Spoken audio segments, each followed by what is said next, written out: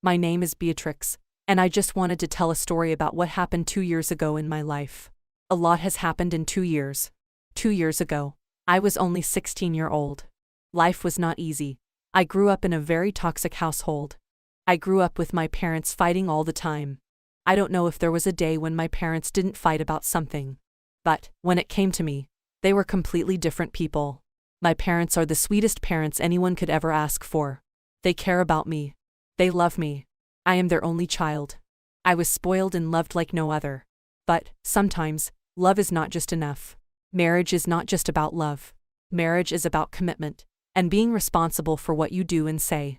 Communication is key, but my parents didn't have that. I was only 16 years old, but I was old enough to notice that they didn't know how to communicate with each other. My parents always fought, but I knew that it wasn't that serious until one day. I remember it like it was yesterday. I got woken up from the sound of my mother screaming to my father. My father came home late the other night, and my mother had found out that he cheated. My mother decided to file for divorce, even though my dad begged her to stay. I remember I felt so bad for my mother.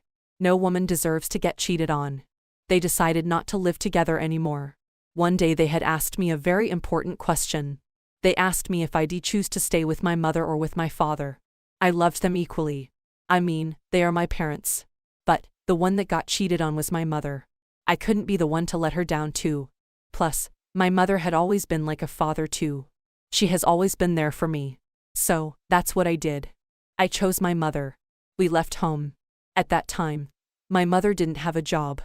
We had no job and nowhere to live. The only person that we could call to help us was my grandmother. My grandmother lived alone, so we had the opportunity to live there for some months until we figured some things out. Living at my grandma's house was fun. My mother was searching for a job. So, she was always out doing job interviews. Most of the time, I was home only with my grandmother. I loved her cooking. She cooked with love. She had told me some of her secret recipes. We would talk for hours. She would tell me about her life when she was a teenager and how much she missed my grandpa. I felt safe at my grandmother's house. The vibes were different.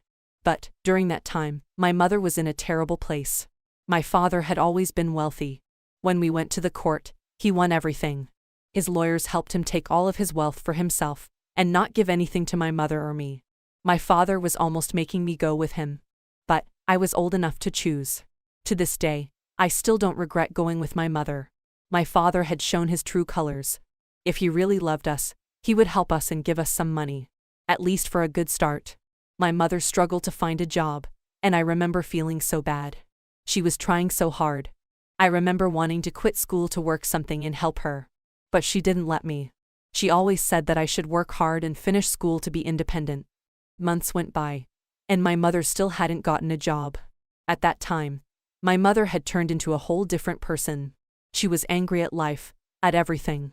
Even at 16 years old, I understood that she felt like everyone had let her down. At some point, she was ready to give up. She stopped going to job interviews. I remember how she didn't even want to get a bath. She was deep in depression, and she always used to fight with my grandmother. My mother used to put the anger that she had on my grandmother. One day, they got into a huge pointless argument, and my mother had enough. My grandmother was crying, saying that we didn't need to go. But, my mother thought that this would be for the better. This way, my mother would try harder and not give up so easily. My grandmother gave us our grandfather's old car. She couldn't drive anymore, so she thought we would put it to good use. She gave us her car, food, clothes and some money. It was winter, and we had no idea where to go.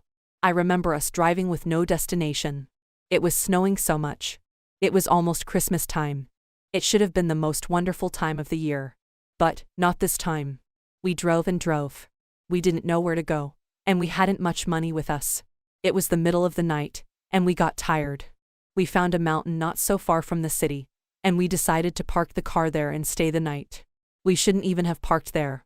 We would have been arrested. But, we had no other choice. I remember I was so scared to sleep in the car. We were scared if someone would knock in our windows and try to kidnap us or something. I hadn't had much sleep on the first night, but then I got used. But, the car was a blessing. Without it, we would be sleeping on the streets in the cold. We lived in our car for almost 2 weeks. It was the most challenging time of our lives. At that time, I wasn't going to school anymore. So, we kind of just stayed and hoped that my mother could find a job. I missed my bed, and I missed having a hot shower. It had been days that I hadn't had a proper meal. We used to eat cheap fast food with the bit of money that our grandmother gave us. The nights were so cold, and we used to sleep hugging each other. I remember asking my mother to go back to our grandmother's house, but my mother just wanted to make it alone. Even though we lived in the car, she never lost a job interview. I remember how she used to play it off at times like everything was all right, and how she used to sing and dance to not make me feel worried. But I knew that deep inside, she was sad and anxious until one day, one perfect day, I was staying in the car, and I saw my mother by the window. She told me some good news. She said that she had got a job at a restaurant, and she will start working from tomorrow. My mother told the restaurant owner about our life, our situation, and he said that we could sleep there, at his restaurant. Our life was about to be changed forever, and we just didn't know it yet. We took our car and drove there. The restaurant was so beautiful and comfy. We met with the boss. My mother's boss was so generous and kind, and he was named Mitchell. He had asked me how school was going, but I told him that I couldn't afford school right now. I told him that I wanted to work and help my mother. He accepted that, and he had made me an assistant. I worked as my mother's assistant. Life was beautiful during that time. I could finally have some good sleep and eat some warm, good meal. I woke up early, worked, and had met some beautiful people. It felt good living and having a routine. It had been 2 years since my mother and I worked at the restaurant. I could tell that my mother was happy. I was happy too. During our time working at Mitchell's restaurant, something beautiful had happened. Love had happened. My mother fell in love with her boss, Mitchell. Who wouldn't love Mitchell? He was so kind and gentle, and he had helped us a lot. He became like my father in such a short time. He had never been married before because he had always been busy with his restaurant. But he loved my mother more than anyone before. He loved kids, and he treated me like I was his daughter. However, my mother's goal now is to be independent. She knew what she went through when she got divorced. She doesn't want to make that mistake again. For those 2 years that we had been working, my mother and I saved money. Since my mother always wanted to have something on her own, we decided to open a coffee shop. We thought it would be a great idea since I wasn't going to school during that time. I wanted to take a break and just kind of put our life together. Plus, my mother needed my help. We were excited about this, and we had decided to tell Mitchell. Even though we wouldn't be working at his restaurant, we loved the idea. He said that that's okay and that we should follow our dreams. And that's what we did. We followed our dreams. New York has the most beautiful places and views, so it was easy for us to find a place to open our coffee shop. Mitchell had helped us a lot. He had helped us with painting the walls of our store. We decided to give the store a vintage look, and it turned out so good. The coffee shop was so small, but it was so cute. The coffee shop had large windows, and you could see everything that was happening outside. It's a place where you could bring your favorite book and just read for hours while drinking your coffee. Our coffee shop is open 24/7. I work there as a waiter, and I love it. At first, it was just my mother and me, but now we have 4 employees. All of our 4 employees are females. Our employees are women that needed help, just like we did. It feels good helping people. I know how it feels to need help and not get any. Every day is a good day at our coffee shop. Every day we meet new beautiful people, and I have made a lot of friends. After some time, my mother and Mitchell decided not to waste time and have a wedding. It was one of the most beautiful weddings that I have ever seen. It felt good seeing my mother in a white dress and happy. Maybe it is time for me to have a brother or a sister. Who knows? My mother and I often visit the grandmother. They are on good terms now. We had given her car back, even though she insisted on not to. But we wanted to leave everything that reminded us of bad times. My grandmother comes to our coffee shop almost every day. She says that my coffee is her favorite coffee to drink. I am going to school now, after that big break. Every day after school, I come here to our coffee shop, and I help my mother. Are you curious about what happened with my father? Well, I don't know what happened with him. We hadn't heard from him since my mother filed the divorce. He hadn't even called to see if we were okay. But that doesn't matter. We are okay now. Better than never. I just wanted to share my story and say that life works in very unpredictable ways, and that you should never give up. Life has its ups and downs, and that's the beauty of it. We should embrace the good and the bad times. I am Rita. and I will take you back to the 1999s. What was life like in the 1999s? In 1999 I was only 16-year-old. I remember it like it was yesterday. Life was good living together with the whole family. There was me, mom, dad, and my two little brothers. I was the oldest child in the family. Being the oldest child means having responsibilities. I remember I used to help my mother around the house. I practically raised my two little brothers. They are not so little anymore. Life was easy back then. We were happy and grateful for what we had. We were grateful for our little village and all its good. We took care of our lands, and the grounds thanked us by giving us food. Fruits of all kinds. I remember how much we loved our animals, our big, healthy cows. I was only 16-year-old, but I was fearless. I remember wanting to ride our horses, but my dad never let me. Winters back then were never easy. But it was that season that brought us all together in one room. The winters were so cold, and we used to all sleep together. We didn't know that something terrible would happen during the coldest days of winter. As far as I remember, it was morning, and we were staying inside our house when suddenly we heard people screaming. We didn't even have the chance to look through the window and see what was happening. My father came running and said that the military forces had gotten into our villages. I am pretty sure that I didn't even understand what my father had said back then. But, judging by how his face looked and how his voice sounded, I knew that something terrible was going to happen to us. I remember my mother running fast, getting clothes and some little food. My little brothers were crying their eyes out. I remember I was so scared. We took as many things as possible in such a little time and got outside the house. I wish we didn't get outside of our house. I wish I could delete the memory when I looked at all the people that lived in the village. Everyone was crying and screaming. Some babies were just born. Some people were sick and could barely walk. I remember that some couldn't find their loved ones. They were screaming their names so loud, desperately. The military forces had forced our village to move and cross the border. That time I didn't know what it meant. But we just kept walking, not knowing what to do or where to go. We thought that we should follow the crowd. We had worn 2 jackets each, but still, it was one of the coldest days since I can remember. We were walking, not knowing that that would be the last time we would be together in our village. I remember myself crying because we had left all the animals behind us. Even the animals were shouting and screaming, and even they knew that something was not all right. We were walking and walking till we couldn't feel our legs. The mountains of our villages were full of snow and ice, making it harder to walk. I remember like it was yesterday. My feet were so cold because the water had already got into my boots. At that time, my little 2 brothers were only 10-year-old and 8-year-old. My 8-year-old brother, Tommy, cried non-stop, and I carried him because I felt terrible. I didn't want to cause stress to my parents because they were already very anxious.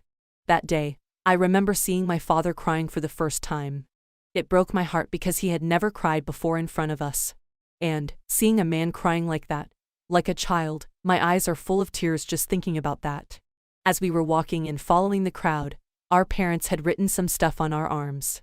As I remember, they had written our names, birth names, and the village we were in.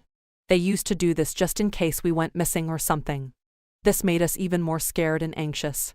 I remember that just the thought of getting separated from my family would make me go insane. After some hours of walking, I remember that we got in a truck. That truck could barely fit all of us. We were more than 100 people. We were holding hands non-stop because you could literally get lost in that truck. I remember that I could hear a thing my parents were saying. Everyone was crying and screaming. All of a sudden, the truck had stopped. I remember us thinking that the truck had problems, and that we had to stop. But, no, the military forces were there and had stopped the truck.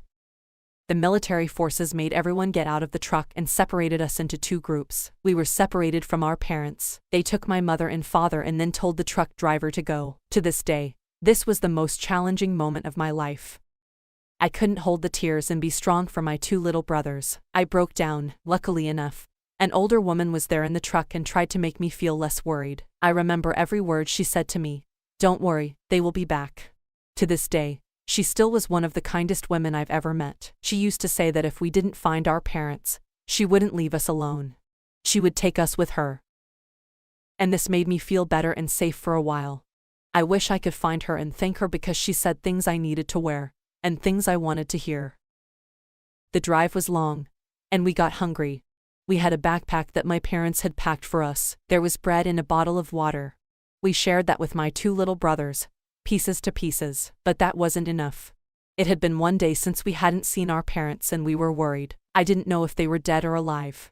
I didn't know where they were and if they had eaten anything. I remember not sleeping at all, scared if the military forces were going to separate me from my little brothers. They were my responsibility now. We had welcomed a new day, and that older woman had given us some food. To this day, I still don't know what we would do if this older woman didn't give us something to eat. We would starve. I remember what the people used to talk about in that truck. They said that we would all die. I used to cover my little brother's ears so they couldn't hear anything. Then, some good news. Someone shouted, saying that we had arrived at the border and were ready to cross it. They told us to change to different vehicles, so we did. I took my little brother and went into a giant truck. There were people there, and all of the people there, I noticed a face. It was my mother. I couldn't believe my eyes. I shouted with all my lugs and said her name. She came into us running, and we just started hugging. And this was one of the best moments of that time until I had asked my mother something. I asked about my father and where he was. I remember her crying and saying that she didn't know where Dad was. She had said that the military forces had separated them into two groups, females and males, and that she hadn't seen him since the day we all got separated. We shouted his name and looked everywhere to see if we could find him. But we didn't. We got in the truck together with my mother, and then we crossed the border. We had no other choice but hope to see our father after crossing the border. We thought that maybe he would be there, waiting for us. The drive was long and sad. I remember that we couldn't keep our minds off our father. Where was he? Was he okay? Was he hungry? After we crossed the border, we had asked around about my father, but we couldn't find him. We asked our military forces too. They kept saying that he would be back tomorrow. But tomorrow came, and my father wasn't there. They kept saying us the same words, over and over again, that he would be back tomorrow. Days went by, but we couldn't miss a day without searching for him. Then, we found out that we weren't the only ones searching for someone. Parents were searching for their kids. Kids were searching for their parents. Someone said that the military forces had killed them, but I remember not accepting this option. We weren't safe to go back to our village, so a family had sheltered us. We had stayed there for a month. We ate and slept there. That family had helped us a lot. They were a big family, but they never insisted on getting us food. They were so generous. As far as I remember, their names were Anna and Sakal. They had been married for years and had 8 children together. I remember the months that I spent there made me feel like I was at home. They had a farm, and they had animals, just like we did. It made me feel like everything was all right. Their children were so friendly and kind. I remember that the war and the winter were already over, and we would just spend hours outside playing like everything was just fine. But then, I'd watch my mother's face and see how sad she was. They even offered to help us find my father, but there was no success. By that time, it had been almost 2 months, and we still hadn't heard from our father. It was time that we went home, to our bed, to our animals, to our old life back. I remember the ride back home, and I remember how sad it was. It was like we were leaving our father behind. Our last hope was that our father would have been there when we arrived at our village. He would have fed the chickens and the cows. He would have made our bed, and he would have been waiting for us. We had arrived at our village, and nothing felt the same anymore. The spring had sprung. I remember the trees of our village and how green they had been. The mountains looked breathtaking, and at that moment, I realized how much I loved and missed my village. However, the military forces had burnt our houses to the ground. There were no memories left, just ashes. And our animals had left. And the sad part of all this was that our father wasn't there. We had asked some of the neighbors if they had seen him, but nobody had seen where he was. Many of our neighbors were not found, and some of them were announced dead. We had to start our lives from the start. Without you, Dad. To this day, we still don't know your fate, but we pray for you every day. We don't know if you are alive or somewhere searching for us, but all I know is that we miss and think about you every day of our lives. We were lucky to survive, but my life has never been the same again without you, Dad. When humans start wars, they don't know the consequences. They don't know how precious life is until it is lost. A war can never make peace. A war can never make someone a winner. All it does is create a mess and bring the destruction of humanity. I am Rona, and I will tell you the story of my life, the story of what happened a couple of years ago. Where can I start? I was living with my family in a so-called third world country. It was me, my parents and my little brother. Life was not easy. My mother had no job, and my father was taking less money than we needed to survive. Even though I was only 16-year-old during that time, I wanted to work. I wanted to work for myself and for what I needed. But, where I lived, there weren't many jobs to do for women. That's why my mother had never worked, and I couldn't find a job. All I used to do was go to school and come back. How was the school, you might ask? The school was great, but the people there not so much. I had realized that when you don't have as much money as your friends, you can never feel comfortable around them. They didn't feel comfortable around me either, so that's why I had distanced myself. The house where we lived was so far from my school. We never had a car, and we always used to walk to school. During summer, it was easy, but in the winter, we would freeze to death. During winter, there were hungry dogs that always followed us to school. It was dangerous. Sometimes we would take some food with ourselves so that they wouldn't bite us.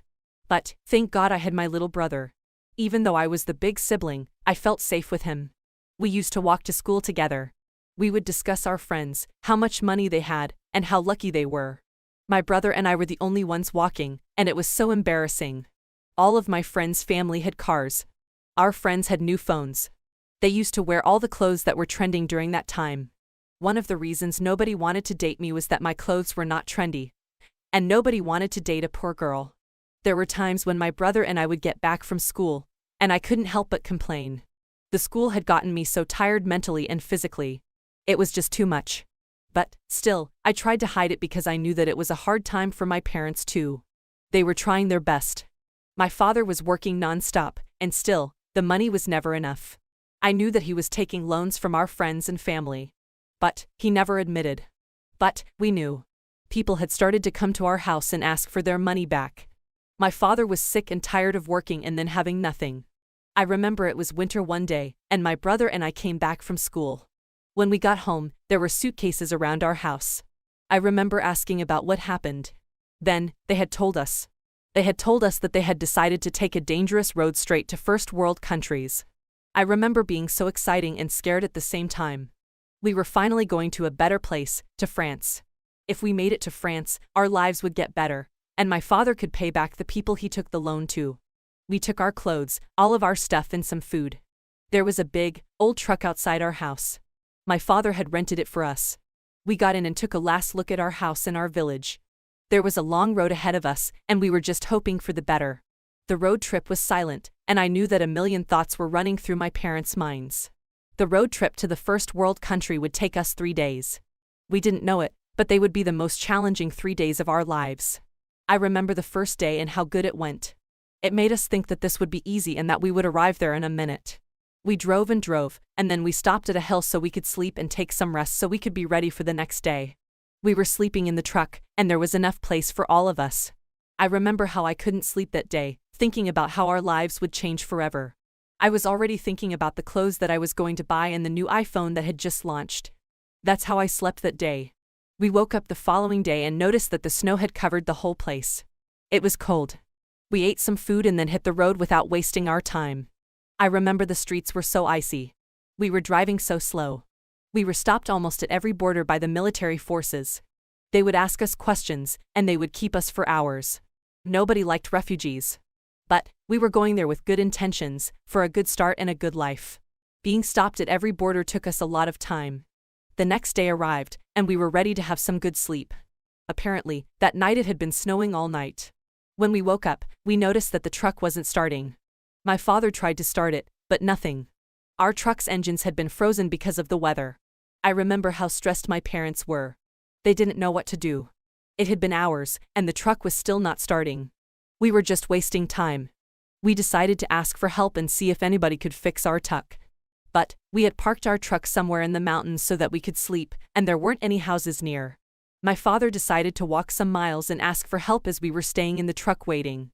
But, there was nothing near us, and it was so cold, my father couldn't walk anymore. We stayed some hours in the truck to see if any car drove near us, but nobody showed up. There was only a little road left ahead of us, and we decided to put our fate into our legs. So, we decided to walk. It was the middle of winter, and it was so cold. We put on all the clothes we had, and we took our food. Walking was so hard, and we didn't even know where we would be spending the night. At that point, we didn't know if we would make it alive. We couldn't walk on the streets, and we had to walk into the depths of the mountains so that the police wouldn't ask us questions. The most challenging part of this story was when we had to cross a river to get away from the police. I will never forget the feeling. The feeling of my clothes getting wet by the river's cold water. My body was shaking, and I couldn't feel my legs. But crossing the river was the only way we could get away from the police and arrive at our destination. France. Our clothes were soaking wet, but we didn't care at that point. We were almost there. Our last most challenging part was spending the night outside. Our clothes were still a little bit wet. We had found an abandoned cabin and slept there on the balcony. The door was locked, but we didn't care. At least we weren't sleeping on snow. I remember getting up every hour in the middle of the night because I was scared if there would be any wild animals near us. I remember seeing my father guarding us. He hadn't slept at all. His nose was all red, and he looked so worried.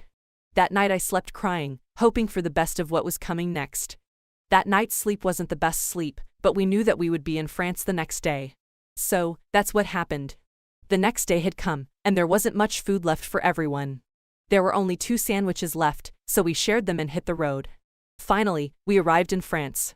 We weren't looking our best, but we made it. We were tired, and we just needed someone's help. But, I remember the first time that I saw the city of France. I was speechless. It was huge, nothing like my village. It looked like how we imagined and how we dreamed. The land of opportunities. It was snowing there too. There weren't many people around. I remember a policeman approached us. I remember my father's voice shaking, saying to the policeman that we were refugees and needed help. My father was begging for help. I will never forget that policeman's face and how much he had helped us. They took us to a place to stay. It wasn't a 5-star hotel, but we didn't care. We didn't need that. They gave us food and warm clothes. You should have seen my father's face and how happy he was. We all were happy. Our eyes were full of happy tears. I took a warm bath, and I fell asleep by the window while looking at the city. It has been months since we got here, in France. Our life has changed for the better. My father and my mother found a job.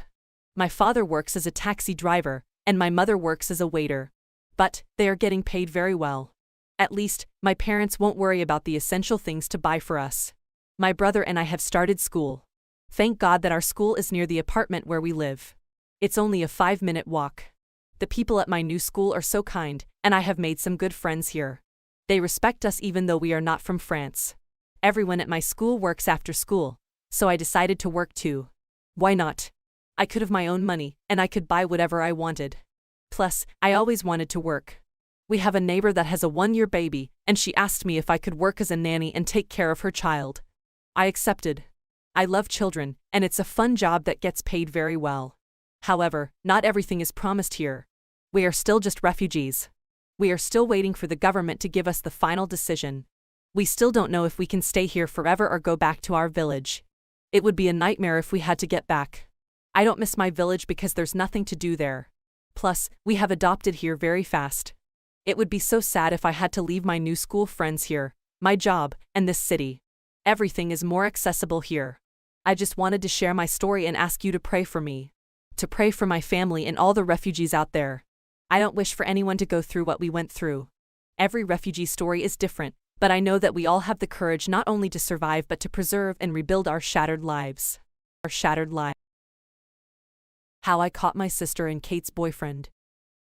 This story portrays betrayal. It shows how betrayal can come from the people that are very close to us. This story details how I caught my sister and her closest friend's husband. Who would have thought my sister could do what she did? Sit back and enjoy how everything played out in this story.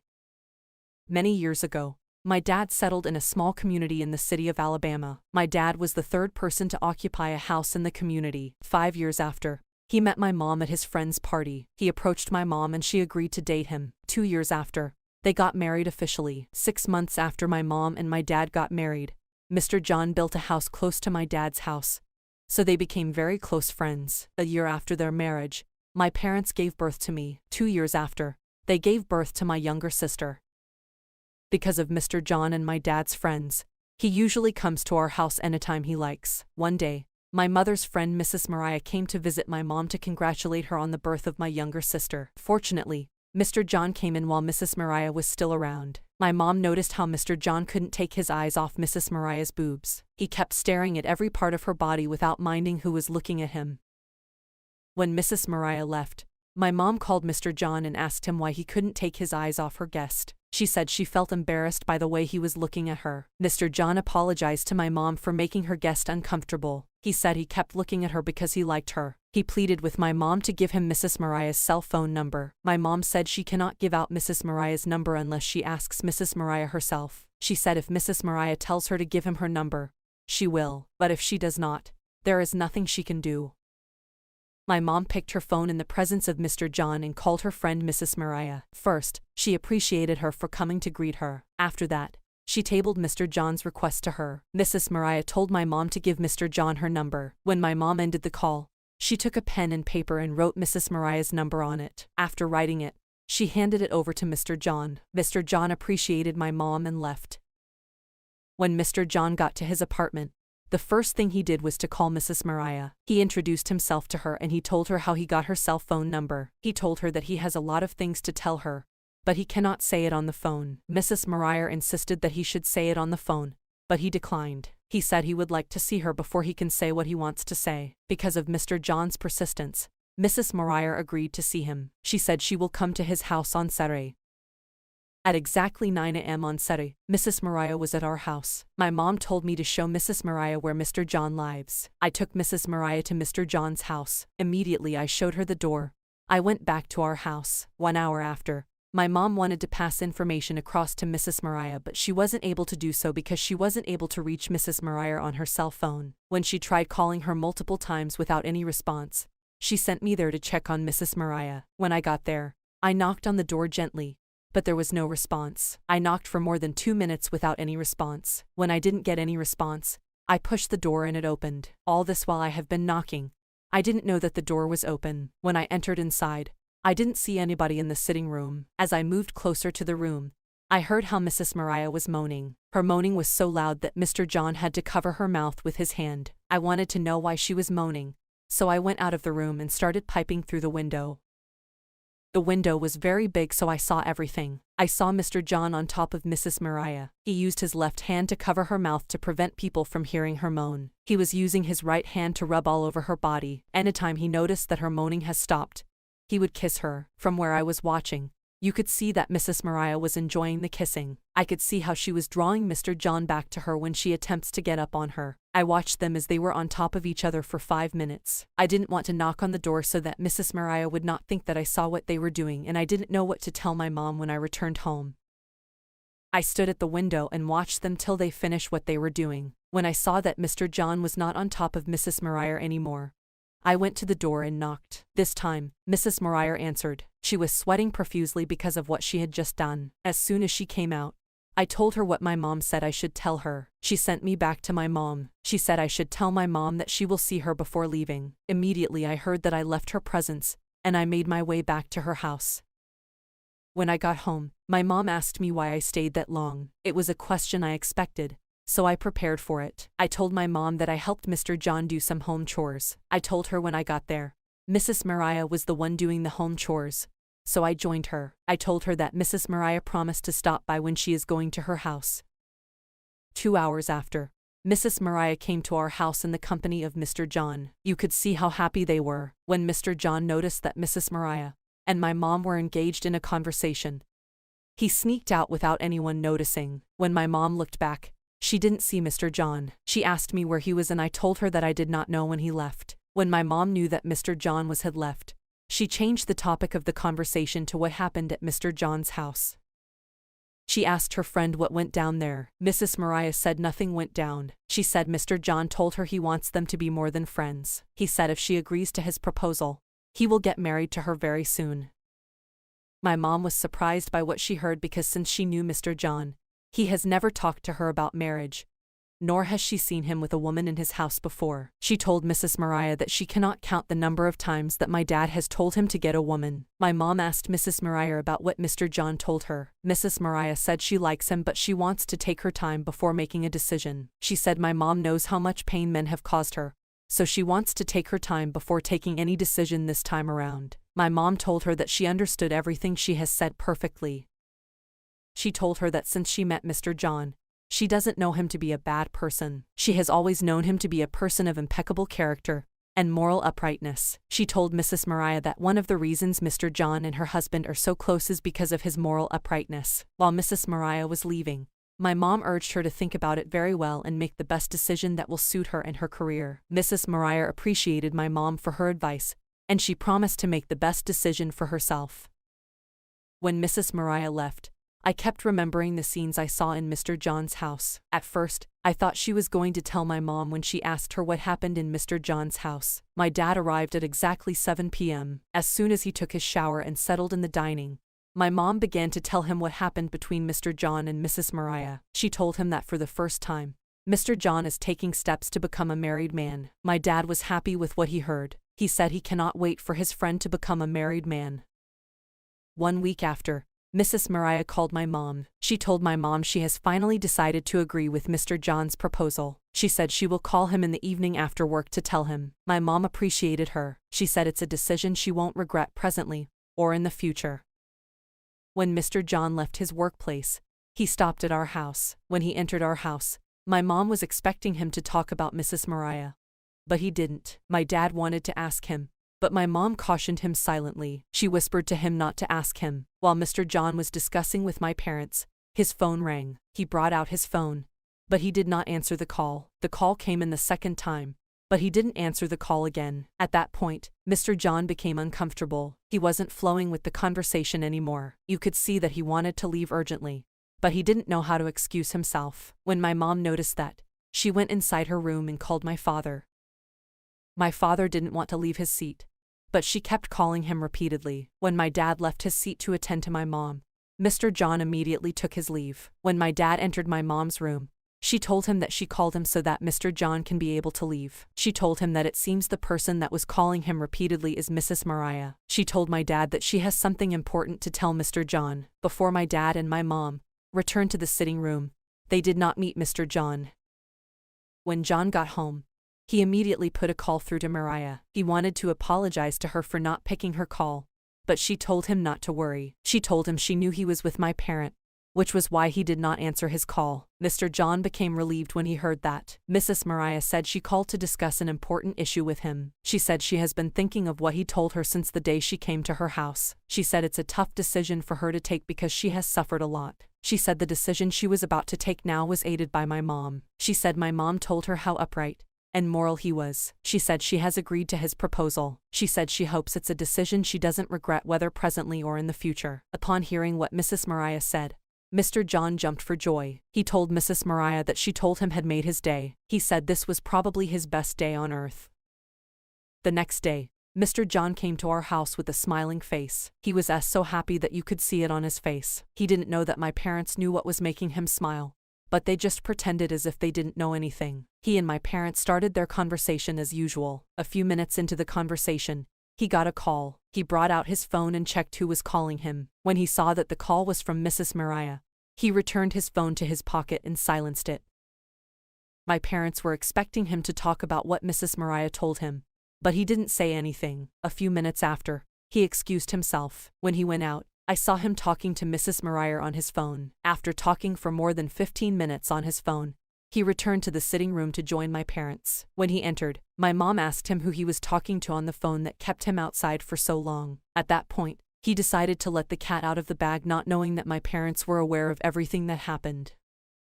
Mr. John said it was Mrs. Mariah that kept him out for so long. He said she has agreed to have an affair with him. My parents pretended as if they didn't know anything and jumped for joy. They congratulated Mr. John and urged him to make the wedding as fast as possible.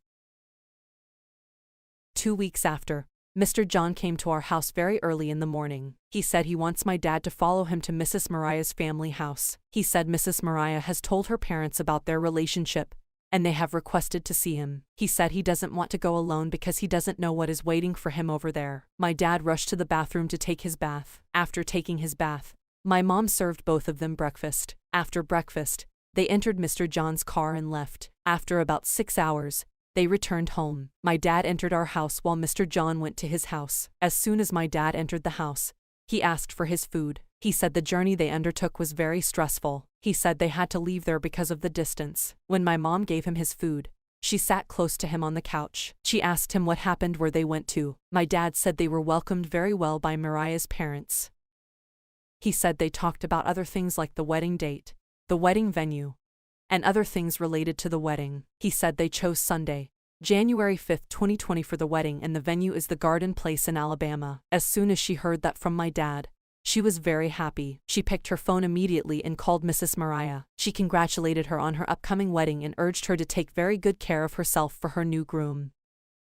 A week before the wedding, Mrs. Mariah relocated to our house because she and my mom were the ones planning the wedding. My mom was in charge of almost all of the preparations for the wedding. 3 days before the wedding, my mom was very busy like she has never been. She was going from one place to another just to make sure that the preparation is in top gear. A day before the wedding, my mother did not come home. She called my dad at around 9 p.m. that she cannot make it back home because she has a lot of things to do at the venue. She said the venue decorators and the caterers need her attention very early in the morning of the wedding. She said if she comes home, it will be difficult for her to get to the venue very early. She said if she doesn't get there early, the preparations might not go according to plan. She said it was that and other reasons that made her book a room at a nearby hotel close to the venue. My dad wished her well and told her to take very good care of herself. He said she should call him if she needs anything.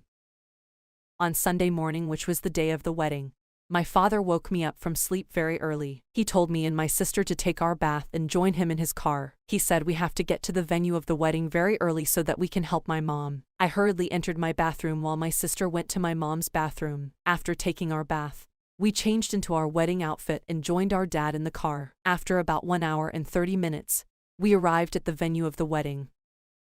I saw my mom going from one place to another just to make sure everything is according to plan. My sister and I joined her in carrying some of the drinks she brought to a more secure place. My dad left us at the venue and went to Mr. John's hotel. After 2 hours of moving from one place to another, my mom finally settled down on a chair. She rested for 15 minutes before she went back to her hotel to take her bath and change into her wedding outfits. While she was going, she left my sister and me at the venue to monitor all the items. 30 minutes after my mom left, she returned to the venue in her wedding dress. Her dress was so beautiful that everybody she met when she came back complimented what she wore. My mom dressed as if she was the bride of the day. The wedding was colorful. People from all spheres of life attended the wedding. There was a lot to eat and drink at the wedding. The couples thrilled their guests with nice dancing moves. The highlight of the event for me was when my mom and dad were called to the dancing floor by the anchor of the event. My sister and I could not contain our joy when we saw our parents on the dance floor. My sister joined them on the dance floor, but I didn't because I was very shy. The wedding ended at about 7 p.m. As soon as the guests started leaving, the couples went to their hotel rooms. My sister and I joined my mom in cleaning and washing all the items used at the wedding. We finished the cleaning around 10 p.m. My mom suggested that we should go back to the hotel because it was late, while my dad said we can still go to our house. We left there at around 10:15 and arrived home at midnight. As soon as we got home, we all went to our rooms. None of us woke up until 11 a.m. the next day. I was the first to wake up. When I checked the time, it was 11 a.m. I was wondering how I slept for that long. I went to my parents' room to check up on them, but they were still sleeping. I left them and went to the kitchen to get something to eat.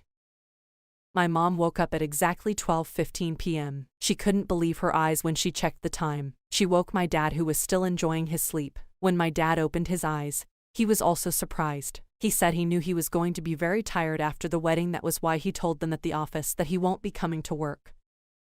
My parents woke up very hungry, so my mom had to rush to the kitchen to prepare what we are going to eat. They didn't know that I had already sorted myself out in the kitchen. Therefore, I pretended as if I hadn't eaten. At exactly 2:15 p.m., my mom served our food. We all gathered at the dining. As we were eating, we were discussing what went down at the party the previous day. Everyone was talking about their highlights of the event. My dad said his highlight of the event was when the couples were called to the dancing floor.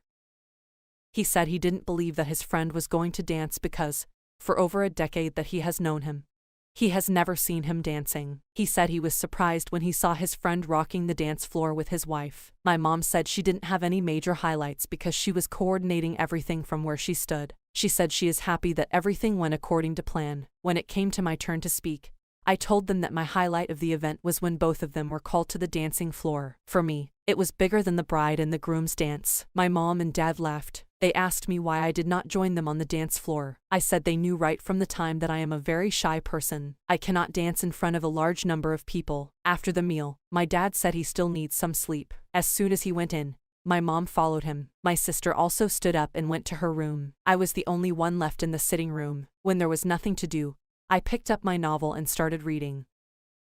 A week after the wedding, the couples returned home. We were in the sitting room when we heard a knock on our door. I went to the door to see who was knocking. Lo and behold, I saw the couple standing in front of our door. I screamed and hugged the couple so tightly. They entered the sitting room and sat close to each other on the couch. My dad asked about their honeymoon. He said hope they enjoyed it and they replied in the affirmative. We talked about a lot of things. They appreciated my parent a lot for standing by them before, during, and after the wedding. After about 2 hours, the couple left our house. Mr. Mariah didn't go to work for the Fitz 2 weeks after the wedding. As soon as her husband leaves for work, she will come to our house. She will be at our house until 5 p.m. before she leaves. After the wedding, our relationship with the couples began to grow from strength to strength. We do almost everything together. If my father is invited to an event, he won't go except Mr. John agrees to follow him. My mom also does the same thing. 11 months after the wedding, Mrs. Mariah gave birth to a bouncing baby girl which she named Kate. The whole community was thrown into a frenzy mood with the arrival of Mrs. Mariah's daughter. As soon as she came back from the hospital, my mom moved to her house because she needed a lot of help and there was no one to help except my mother. My mom stayed with her for 1 month before returning home. Even when she returned home, she was still visiting her every day. She will go to her place in the morning and leave in the evening. My mom and Mrs. Mariah have been friends before she got married to Mr. John. The first day Mr. John saw Mrs. Mariah was in her house. These reasons and many more were my mom does not want Mrs. Mariah to experience any pain or suffering even for a second. 2 years after, Kate enrolled in my sister's school. Kate and my sister became very close because they did everything together. When Kate comes back from school, she will be with my sister in our house. Their friendship continued to grow stronger even though they were not of the same age. My sister graduated from school at 10 years old. She left Kate there who was still 7 years. My sister enrolled in St. Augustine High School after she graduated from the school. 3 years after, Kate graduated from primary school and joined my sister at St. Augustine High School. When school is on break or if Kate is free in her class, she usually goes to my sister's class to play. Soon, she started having suitors from boys in my sister's class. The first guy to approach her was Peter. One day, Kate came to my sister's class like she used to. She played with my sisters and her classmates like she used to. Peter sat somewhere waiting for Kate to leave so that he can follow her. As soon as Kate stepped her foot outside of the class, Peter followed her. While Kate was walking to her class, she heard someone calling her name from a close distance. As she turned back to see who was calling her, she met Peter standing in front of her. She asked him why he stopped her. Peter said he doesn't know where to start from. He said he has been taking a close look at her since she has been coming to their class. He said he has been waiting for the right time to tell her what he wants to tell her. He said he felt now is the right time. He said he wants her to know that he loves her and will do everything to have her. Kate looked at him and laughed. She said she appreciated him for having the courage to come to her, but she doesn't think she can have a relationship with him. Peter asked if she has anyone she was dating. She said that is not Peter's business. Peter said he will give her time to think about what he told her. He said maybe if she thinks about it, she might make a decision that will favor him. Kate said she doesn't need to think about anything. She said she has already taken her decision and her decision cannot change. Peter left Kate's presence heartbroken. He went to his class and sat alone without talking to anyone. His classmates kept asking him what happened to him, but he refused to talk to anyone. When Kate and my sister were going home after school, she narrated everything that happened with Peter to my sister. She told her how Peter approached her when she left their class, and she told her that she let him know immediately that she cannot date him. My sister said that was why he was moody and refused to anybody in the class. The next day, my sister went to Peter and told him that she knew why he was moody yesterday. She told him that Kate told her everything. Peter said he knew Kate would tell her because they are close friends. Peter told my sister to help him talk to Kate. He said if Kate agrees to date him, he would give my sister a wonderful gift. My sister told Peter to forget about Kate. She told Peter that she knows Kate very well. She said once Kate takes a decision, she doesn't change it. She told Peter to look elsewhere. 2 weeks after, another guy approached Kate. This time around, it was a guy in the senior class. He has been watching Kate for a long and he decided that day was the day he would do the needful. John waited for the school to close before approaching Kate. While Kate and my sister were going home, as usual, John stopped them. He asked Kate if he could speak to her for a few minutes. Kate told my sister to wait for her while she joined John. When she walked to where he was, she asked him why he stopped her. John said he knew she is going home, But he has to tell her what he has been craving to tell her for months. Kate asked him what he has been craving to tell her. John said he wants to go straight to the point because he doesn't want to waste her time. John told Kate that he loved her the first day she was brought to the school. He said, since then, he has been waiting for a day like this. He said he is a shy person, but he just summoned the courage to approach her today. John was a handsome boy, so almost every girl liked him. Kate told him that she has heard what he said. She said she will think about it and let him know her decision. Kate hurriedly joined my sister, and they continued their journey home. My sister asked Kate what John told her. Kate told my sister to guess what she thinks John told her. My sister said John wants to date her. Kate smiled and replied in the affirmative. My sister asked Kate what she thinks about John. Kate said she likes him. She said if she doesn't like him, she would have told him immediately that she is not interested. Kate said she will wait for 3 days or 1 week before accepting his proposal. 1 week after, Kate accepted John's proposal and they started dating. They were the topic of discussion in the school as they are seen in every place together. One day, Kate invited John to her house because she knew her parent would not be at home. When John arrived, he met Kate and my sister in the room. Unfortunately, Kate received a call from her mother that she should come and meet her in front of a mall. She left the house, leaving John and my sister in the room. 5 minutes after Kate left, my sister and Peter were already having sex. I caught them when my mom told me to help her call my sister. When I got to the door, I saw them kissing. They were so engulfed in the kissing that they did not know when I entered. As soon as I saw them, I made my way out of the room. I stood in front of the door and I was watching how they were kissing themselves. Hey, guys, please let me know if this is right or if this is what I should do, or please let me have your thoughts on this. Let me have your thoughts on this. Let me have your thoughts on this. This story takes place in the heart of France, Paris. Paris is one of the most romantic places ever to exist. They call it the city of love. Is it really, though? I am Iris, and this month I'll be turning 18-year-old. I was born, and I have lived all my life in Paris. When talking about Paris, the thing that comes to our mind is Eiffel Tower, streets crowded with tourists, beautiful little coffee shops, and the list goes on. However, what people don't know is that one of Paris's best-kept secrets is the countryside. That's where I live. It's a tiny piece of heaven tucked away in the 20th arrondissement of Paris known as La Campagne à Paris. I love where I live. The views are straight from a movie. Each building is unique and quirky with gentle pastel colors and paved, cobbled paths. It's nothing like the rest of Paris. In a good way. Life is easy here. My school is only some blocks away from my house. My friends' houses are near too. But the most awkward thing about where I live is that my neighbor is my ex-boyfriend. His name is Louis. Louis was great and everything that a girl could ask for. A great smile, tall, respectful. But he was too good. When I see that the person I'm dating is way too much into me, I tend to stand back. We never argued, and there was never drama. And this kind of makes me get bored of it. I want my relationship to be exciting, with ups and downs, as it should be. I want someone to disagree with me, not just agree with everything I say, like they don't have an opinion on their own. However, I don't know if I can call him my ex-boyfriend because it was more like just a summer fling. We dated the whole of last summer. I get a feeling that he is still not over me.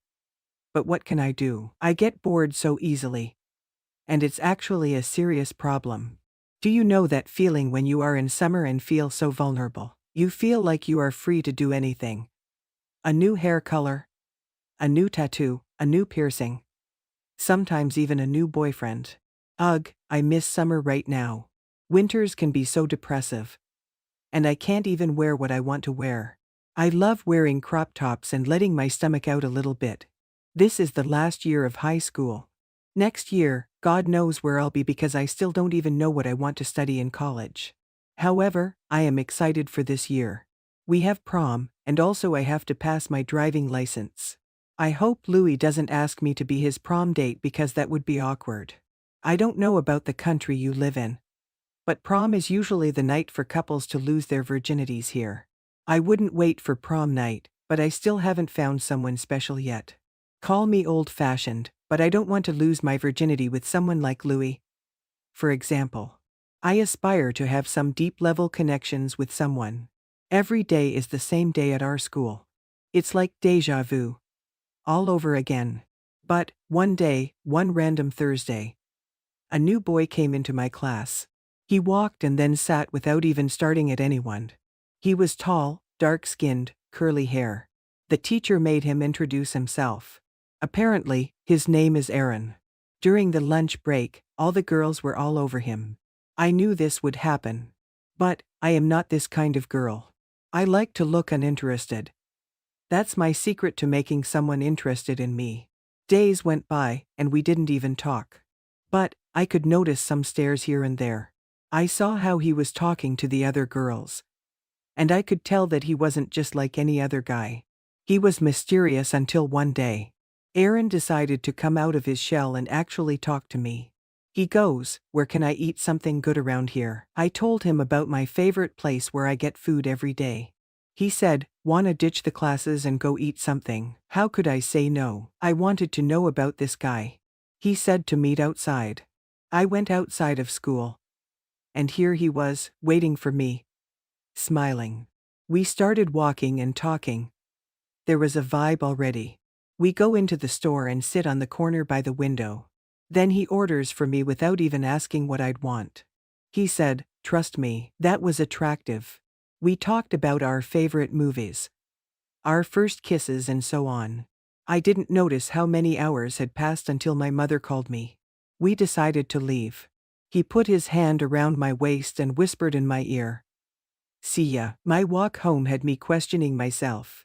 Why didn't he ask for my number? Guys usually ask for my number immediately. Maybe he truly was different from the other guys. It had been days since our little date. And we didn't even share a word at school. I was avoiding him in the hallway at this point. Then, someone texted me. A text said, "Same spot. At 2 p.m. Was that Aaron? Well, yeah, for sure. I was in a dilemma about going or not. I decided to go there. He was sitting on the same spot as that day. I went inside, and he gave me a little kiss on the cheek. It got me off guard. He had already ordered for me again. This time, he asked if I had a boyfriend. And I said no. I didn't ask him. And he said, "Don't you want to know if I have a girlfriend?" I said, "Do you?" He said not yet and started smiling. Aaron said, "You're gonna go to prom with me," and started smiling.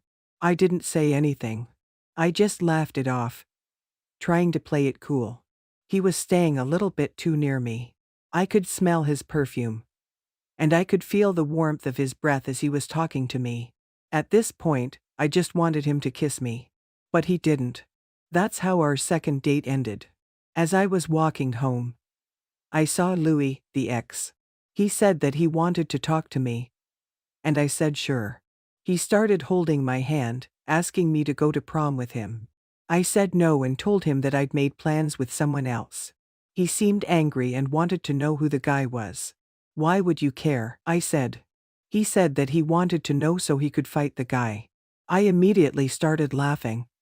But he seemed to be talking seriously. Knowing that Louis probably still loves me, I was worried. I was worried about what would happen. I didn't want anything to affect my relationship with Aaron. We had a good start. It was almost prom night. And everyone was starting to freak out. I still didn't have any idea of what I was gonna wear. As I talked with my girls about some dresses, I got a text. Aaron had texted me saying, "Meet me after school." So, that's what I did. We met. He said that today we're going to find our prom outfits. At first, I was like no. But then he got me into it. We went to a couple of stores. And nothing. It was my time to try for some dresses. He was the one picking the dresses for me. Every time I went out from the wardrobe with a dress, Aaron had this look on his face. It was clear that he liked me. There was a lot of tension between us. We both could feel it. Then, I came across a black dress with an open leg. I tried it, and I loved it. It was time to show it to Aaron. You should have seen his face. He was speechless. He came near me and said, "This is the one," and kissed me. I think my cheeks got red for a second. Then, it was his turn to try for a suit. Every time he was trying suits, he would come out shirtless. He was showing off. But I loved it. We got our clothes, and I could say that it was one of the best dates I've ever been with. The day of the prom came, and here I was, getting ready. Aaron was waiting outside my house. But then he came inside because he wanted to say hi to my parents. He was looking so good. I just wanted to kiss him, but I couldn't in front of my parents. The moment we got in the car, we gave each other a little kiss. We arrived at prom, and everyone was looking at us. I heard that Louis couldn't find a date. I saw him. He was standing in a corner alone. I felt bad for a second. Hours went by, and Aaron and I were having the best time. Aaron is so easy to stay with. As we were slow dancing, I saw Louis coming at us. He pushed Aaron to the ground. Aaron seemed confused. He didn't know who Louis was. He heard me saying, "Louis, stop." Aaron said, "You know this fool," and then he punched him in the face. The security got us out, and I was shaking. I told him who Louis was, but he didn't seem to care. He was just worried if I was okay. So, basically, Louis got so jealous he decided to do this. But he didn't ruin our prom night. Things just got better from there. I realized how mature Aaron is and that I could love him. We weren't allowed to get back at prom. So we got to the car. Aaron said, "I got an idea. Let's get to my place." He said that he was home alone. It was too early to end this night. So we went to his home. We stayed in our prom outfits and decided to watch a movie. He was touching my hair and kissing my forehead. We both fell asleep in that way. We got up at the sound of my mother calling me. So, he drove me home. As I was walking to the door of my house, I saw Louis there. He was talking to my parents. What could he be saying? "Sorry for last night." He better be. I got closer, and I noticed that my parents were angry. My mother said to me, "Get in the house," as Louis ran to his home. Apparently, Louis told my parents that I spent my night at a guy's house. How could he know? He probably stalked us. He is a psycho. I had no other solution than to tell my parents the truth. If I told them that I didn't do anything bad, they still wouldn't believe me. They said to me, "You're grounded." They took my phone and said that I wasn't allowed to go out before and after school. How could I keep in touch with Aaron? I was so mad at Louis. I bagged the door and fell asleep. The next day came. It felt like forever. I was excited to meet with Aaron. We meet up, and I tell him everything that has happened. He said that he wanted to fight Louis, but I begged him not to. Aaron said that it's for the best if he goes and talks with my parents. He insisted. I said, "All right, why not?" I told my mother that Aaron wanted to talk to them, and she asked me to call him for dinner at our house. So, that is what we did. My parents seemed to love him. Well, who couldn't love him? We had so much fun. My mother said that it's okay if I sleep over at Aaron's since his parents are working at night. I was surprised she let me. But I guess they noticed what kind of a guy Aaron is. So, we went to his house. We both could sense that we felt a little nervous, like something would happen. We started kissing, and then he went, "Are you sure you want to do this?" I kissed him instead of an answer. Things led to another, and we did it. We were closer than never now. I felt safe. We said our first, "I love yous." I love the fact that he was the first one that said it. Even though we are in our teenage years, I know for sure that love will always be between us two. We are excited to see what life brings ahead of us. There's nothing better than being free, young, and in love. My mom forgets things. Hi guys. My name is Jane. I am the first child of my parents, who had 2 more girls. I was loved the same way my sisters were loved. And you won't even know that the man I called my dad is not my biological father. Yes, he isn't. I am more beautiful than my sisters, and that people usually had a hard time believing that we were siblings. Only those who knew my history would agree. My mom and dad were 2 young couples who were deeply in love and preparing for marriage. They just couldn't keep their hands off each other.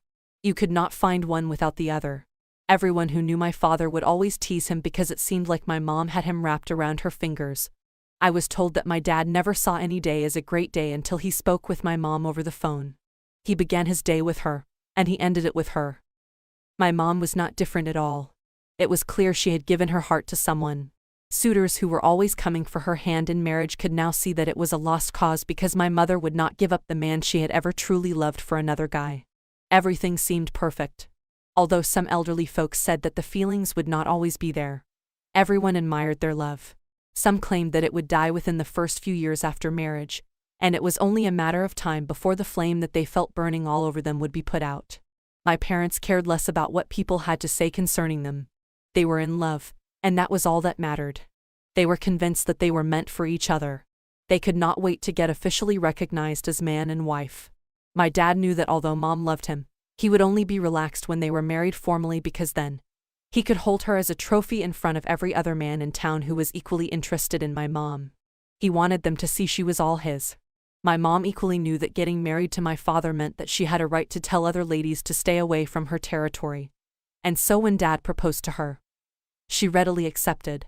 If there was someone Dad wanted far away from Mom, it was Julius. Mom was from an average family, the only child of parents who were high school teachers and understood the value of education. They tried instilling moral values into a mom from an early stage. Having a beautiful daughter meant that everyone would want to take advantage of her. This was common.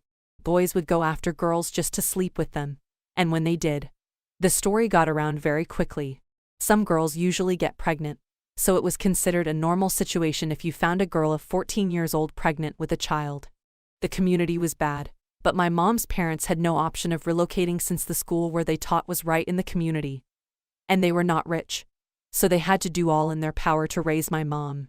They knew trouble lurked around every corner in the streets, especially when you had someone like Julius around. Julius was an irresponsible boy. He was irresponsible in every sense of the word. He came from a family who was known to be the perpetrators of most of the crimes in the community. Julius had irresponsible parents, but he soon overtook them in the race towards being wayward. He detested school. He had no brain for books. It was a sigh of relief when he was finally made to stop school because he had been a thorn in the flesh of the teachers and the school authorities. He fought with everyone, friends, foes, students, and teachers. On one occasion, he had threatened the principal of the school. My mom's parents were his teachers at once, and they did not need anyone to tell them about Julius.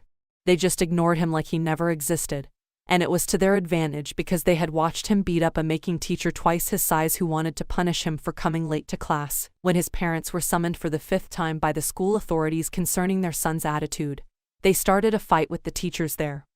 And Julius joined them in the fight. The school authorities reported the issue to the police department, and that was when Julius was finally kicked out of the school. Julius then made a gang out of the boys living on the street who didn't attend school. He then grew worse. Out of the suitors who came for Mom, Julius was one who she had a hard time turning off. Julius just made it plain that he only wanted to sleep with her. And even though he had gotten about 3 girls pregnant, he didn't seem to care. He only wanted to sleep with Mom so that he could brag about his latest achievements all around the community. He wanted to be the first person who slept with Mom. He kept on making advances towards Mom, which she constantly rejected. When it was noised that Mom was engaged, Julius became furious. He was going to miss all he had been trying hard to get, and worse still was the fact that he was losing it to that. Julius had known Dad since childhood. Daddy was the direct opposite of all that Julius stood for. My grandparents taught them in the same class, and my grandparents loved my dad. They constantly used him as a point of reference to other kids. While growing up, Julius could mess with other kids and get away with it, but he couldn't try such a thing with Dad. On various occasions, Dad had given him a series of beatings, a memory he carried all through his life. And now once again, Dad was about inflicting pain on him by depriving him of his target. I once heard the story of how my father dealt with Julius while they were in their teens. My father has always hated injustice. He was often found defending the weak and defenseless. Julius was fond of bullying everyone, and no one had ever stood up to him until my dad moved into the community. He attended the same school, and was in the same class. My dad is quiet, but that shouldn't fool you. He had a lion in him. On his very first day in school, he saw Julius take the lunch of a poor girl. Since it was his first day in school, and he had no friends yet, he kept looking and trying to see the outcome of the whole situation. After Julius made away with the girl's food, she began crying, but when the teacher came and asked her what happened, she refused to tell him. And that was because she had been warned by Julius not to. Otherwise, she would face more severe pain. Everyone was afraid of Julius. On that day, before school was over, Julius walked up to Dad and told him to always respect him just like everyone else did. My father kept silent. The next day, Julius walked up to my dad and demanded that the content of my dad's lunchbox be given to him. Dad kept silent and continued eating his food. Everyone watched as they feared that Dad was soon going to be beaten up. Julius was furious when my dad continued to eat without even saying a word, so he threw away my dad's food on the floor. My father charged at him just like a mad bull. In a split second, Julius eased on the floor, and my father was on him, feeding him blows. Everyone started hailing my father. It took a while before the teachers intervened finally came around, but it was already too late. Julius had already lost some teeth but retained 2 swollen eyes. They were taken to the principal's office to narrate their account of the story, and that was when everyone in the class spoke up about how notorious Julius had been. Julius was immediately punished and suspended for 2 weeks, and as soon as my father got back into the class, everyone came around him. When Julius returned from suspension, he avoided my dad, and if he wanted to bully someone who knew my dad, he immediately left the fellow. That was how the rivalry and enmity between Julius and my father began. On one occasion, when Dad and Mom were coming from my grandparents' place, they met Julius and his gang. By the way, it was then that Julius got humiliated the most. Dad made it clear to him that he had lost the battle and would never in his life get an opportunity of sleeping with his soon-to-be wife. Mom raised her finger, which showed her engagement ring, and she and Dad turned and walked away laughing. Julius was furious. He was not going to let this one go by just like that. He made a plan, one that would ensure he repaid both Mom and Dad. Their wedding date was fixed, and everything was moving smoothly. However, 2 weeks before their wedding, Mom was raped by a group of armed robbers who invaded her parents' home. Julius arranged a gang to go and rob my mom and her parents. They went with guns and knives and immediately broke down the entrance door. They collected the few cash they could find, and while the gang members were about to leave, Julius said he came to collect something more than cash. He wanted to have a taste of Mom. His gang members tried changing his mind about raping Mom, but he refused, and they couldn't compel him as he was their leader. After he had his way with her, he laughed and said that the pig could have the leftover. That statement gave him away. This tragedy was too much to bear. My mom's parents wanted my mom to conceal the information from her lover so that the wedding would not be called off. But my mom, who was already traumatized by the experience, was not ready to build a home on the foundation of deception, and however, the news will eventually spread. And so she made up her mind to tell my dad about it. And she did. It was not an easy pill for my father to swallow, but he did. He was ready to get married to my mom. He covered up her shame by not informing his parents about what had happened. He assured my mother that his love was stronger than ever, and together, they would pass through this phase successfully. This made my mother's parents love my dad more. My mother found it difficult to become intimate with my dad during the wedding night. Her wound was more profound than they all thought. My dad was very understanding. He did not want to force himself on her. He was willing to help her get through this phase of her life, so they agreed that she would go for counseling. They would both see a therapist. A bigger blow soon struck when it was discovered just a week into the marriage that my mother was pregnant as a result of the assault. They were both distraught. My mother cried her eyes out. This was too painful. She began thinking about aborting the child, but my dad intervened. He was equally hurt, but he did not let it affect his sense of reasoning. He was still going to protect my mom from the world. He made a vow, and he was going to keep it. He promised my mother that he would love the child as though it were his very own, and that is what he has consistently done. It was very easy to detect who was responsible. An arrest warrant was made for Julius, but he fled the scene for a while. Some of his gang members were rounded up, while the rest went with him. He began living the life of a fugitive, going from one town or community to the other. But in each place where he went, he found it difficult laying low, as he often went on a robbery spree just to survive. Before long, he became wanted in several states of the country, and a huge amount of cash reward awaited anyone who would bring the information that would lead to his arrest. It was not long before the law caught up with him. During his trial in court, Julius admitted to the crimes levied against him, and he was sentenced to life in prison. However, while he was being led away, some group of armed individuals attacked the court and killed the judge and 6 officers. Julius escaped and disappeared from off the scene. 3 months after I was born, my grandparents started getting death threats from an anonymous fellow who claimed they would pay for almost taking his life away. It was clear who this individual was. It was Julius. My grandparents were witnesses during his trial, and so when he escaped, he vowed to make them pay. He made several attempts to kidnap me when I was a few months old just to cause my parents pain. My parents then decided that it would be best if my grandparents relocated to a different city. That's why they would be safe from danger. However, today when do you suppose to travel? Julius and his parents attacked them on the way with guns and ammunition, but they were soon disappointed as a heavy military presence was stationed around specific areas where it was suspected that they would attack. They were a massive shootout, and Julius' parents were killed alongside the gang members. Julius was the only survivor, who once again escaped, but this time around, he was coming for my parents. He knew that he had lost everything, and he was willing to kill every one of us and then commit suicide. His luck equally ran out as police officers were stationed at our home. He opened fire when he arrived but was easily subdued. He was taken into custody. On the final day of his trial, law enforcement agents who were heavily armed were placed everywhere just to make sure there was no way Julius could escape. Investigations showed that it was Julius's patents that masterminded his previous escape. Julius was sentenced to death by hanging this time around. While 2 policemen were led away, one of them got so careless and exposed his weapon, and Julius went for it. He made to shoot my parents before he was eventually shot by an officer. It was a day of relief for individuals, families, communities, states, and the country at large. People could now sleep with both eyes closed. Although my dad was determined to cover up my mother's shame, news of the incident got out, and she was so traumatized to the point that she found it challenging to keep up with things. She easily forgot things. She was always lost in thought. She forgot things almost as soon as she said them. She seemed to always drift apart. This was something I witnessed while growing up. She would often get lost in her thoughts while cooking, that it was not abnormal to see her burn her food at least 3 times a week. There was a time when she drove down to the mall to pick up some items, but she boarded a cab back home.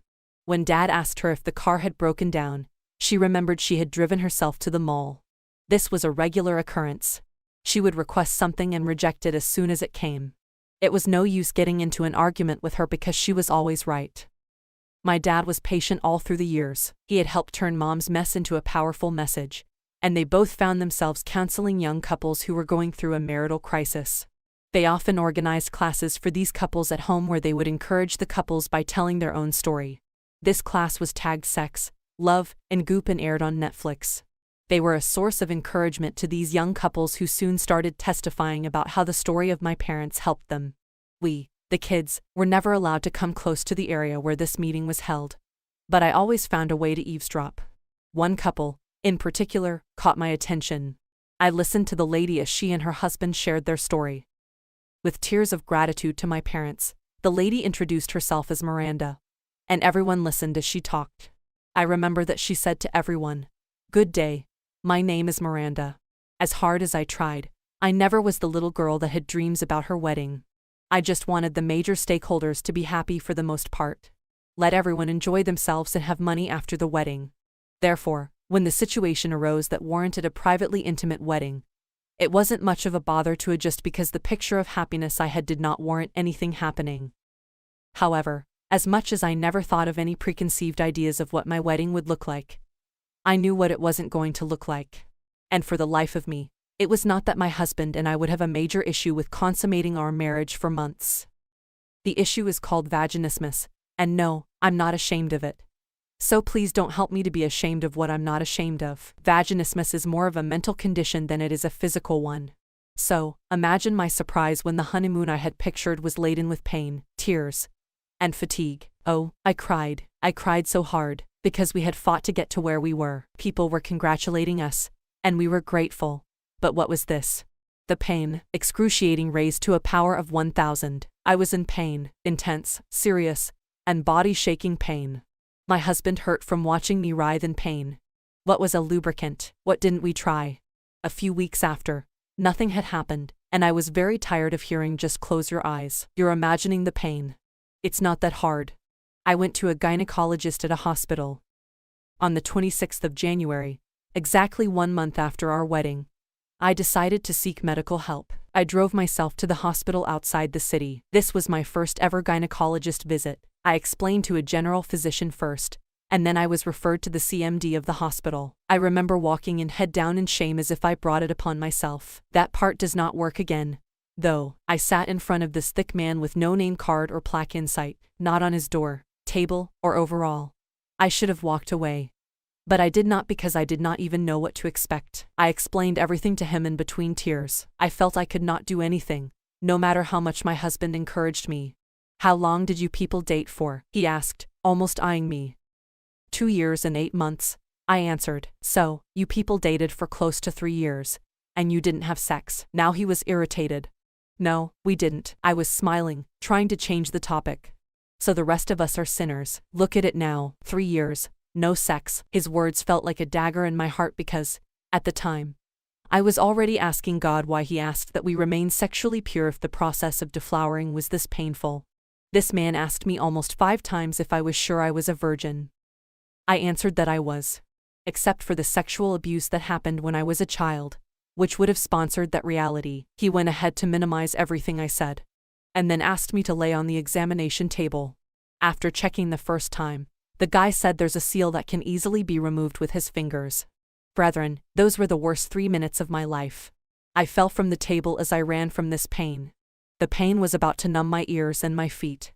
I screamed, but it came out as muffled groans because tears poured too much. The matron he had sent for had to shout at him to stop. I couldn't drive home after that incident. I had to call my husband to come to get me. Tears didn't stop for almost an hour. I kept crying and crying. At that point, I vowed to encourage premarital sex. As we drove home from that silly doctor, I was very quiet. The tears did not stop. At this time, I wasn't trying to cry. My body just was exhaling. My body knew it had been violated. My husband would have gone to bring the place down, but the issue at hand was more serious to me than getting the idiot to pay. He had told us to try that night, but we could not. We could not even try that week. I bled for about 2 days too. At this point, I was sure that I was going to be an ambassador for premarital sex. God had deceived me. I was going to get him back. Then I called my auntie. She's a top consultant in the country, and long story short, we were in Illinois. University College Hospital. The next week, the professor we saw, oh, what an amazing man. He cried with me, consoled me, and encouraged me when it was time to examine me when I hesitated a couple of times. I started crying on the examination table without anyone touching me. After examination, he prescribed lidocaine and said we should try, but the surgery would be carried out if nothing happened. Thursday that week, I was in UCH for surgery. I was completely put under. I didn't even know when I slept off. They called it digital dilation. My husband was a rock, complete support. My mum could hardly sleep or breathe. Oh, I don't want to go into my mum's reaction. It's too much. The woman was broken. Anyway, after spending the little we spent, and the time, my body was knocked out for 2 weeks after that surgery. I was dizzy for 2 weeks nonstop. The surgery did not work. At this point, I lay on the bed and asked God what I had done to deserve this pain. If it was just difficult, it would have been different. The pain was completely beyond me. It would reverberate underneath my feet, almost numb my ears. It wasn't acute pain or a bearable pain. The professor had told us that if the surgery did not work, we were to return for a procedure where I'd be numbed waist down, and then we'd try given professionals. Chris swore that it would never be him or his wife, so that was a no-go area. When we returned to our base, we both decided to leave it. We were tired. As in, I was exhausted, and we were barely 2 months into the marriage. What was worse, I hadn't even asked God anything. We did everything we had done until that point with our logical calculation. I didn't even consider God. I didn't ask if it was His will. I became desperate and ran to help God. I didn't realize what I'd done until He and I had a conversation, and He chided me gently. I cried. Auntie D and the professor kept calling to find out our progress, and I had to gently tell her to leave it be. My mental health had taken such a hit that I could not even have anyone constantly checking on us. My husband and I decided to enjoy each other. Ladies and gentlemen, penetrative sex is not the only sex in the world. It's not. So, rest very well. I never have and will never support masturbation, but your husband can familiarize himself with you. Hiding can't work. Open up and let the exploration begin. We needed to unlearn the expectation that penetrative sex was the ultimate goal. It is not. Sexual satisfaction is. Find what works for you and do it well. Then came a program called Sex, Love and Goop on Netflix. That was the first time that we encountered this class. We did not agree on many things within that documentary, but our breakthrough came through a procedure on the show. Calculated breathing. I realized that what my body was doing was natural. It prevented me from an antibody, and the reflex action was to close up. When I consciously take calculated breaths before we begin, I allow my body to relax. I also started to have conversations with my mind. This is good for me. This is good for us. He is one of us now. In, out, in again, out again. Slight pain, in, out, deeper, in, out. Like that, we won. Whoosh. God, the first time, it still hurt, but it was bearable. The second time, the pain was more sustainable. And like that, Jesus got the victory. This class has been beneficial to my husband and me. It helped put an end to our misery. By the time Miranda was done with her story, people were emotionally moved.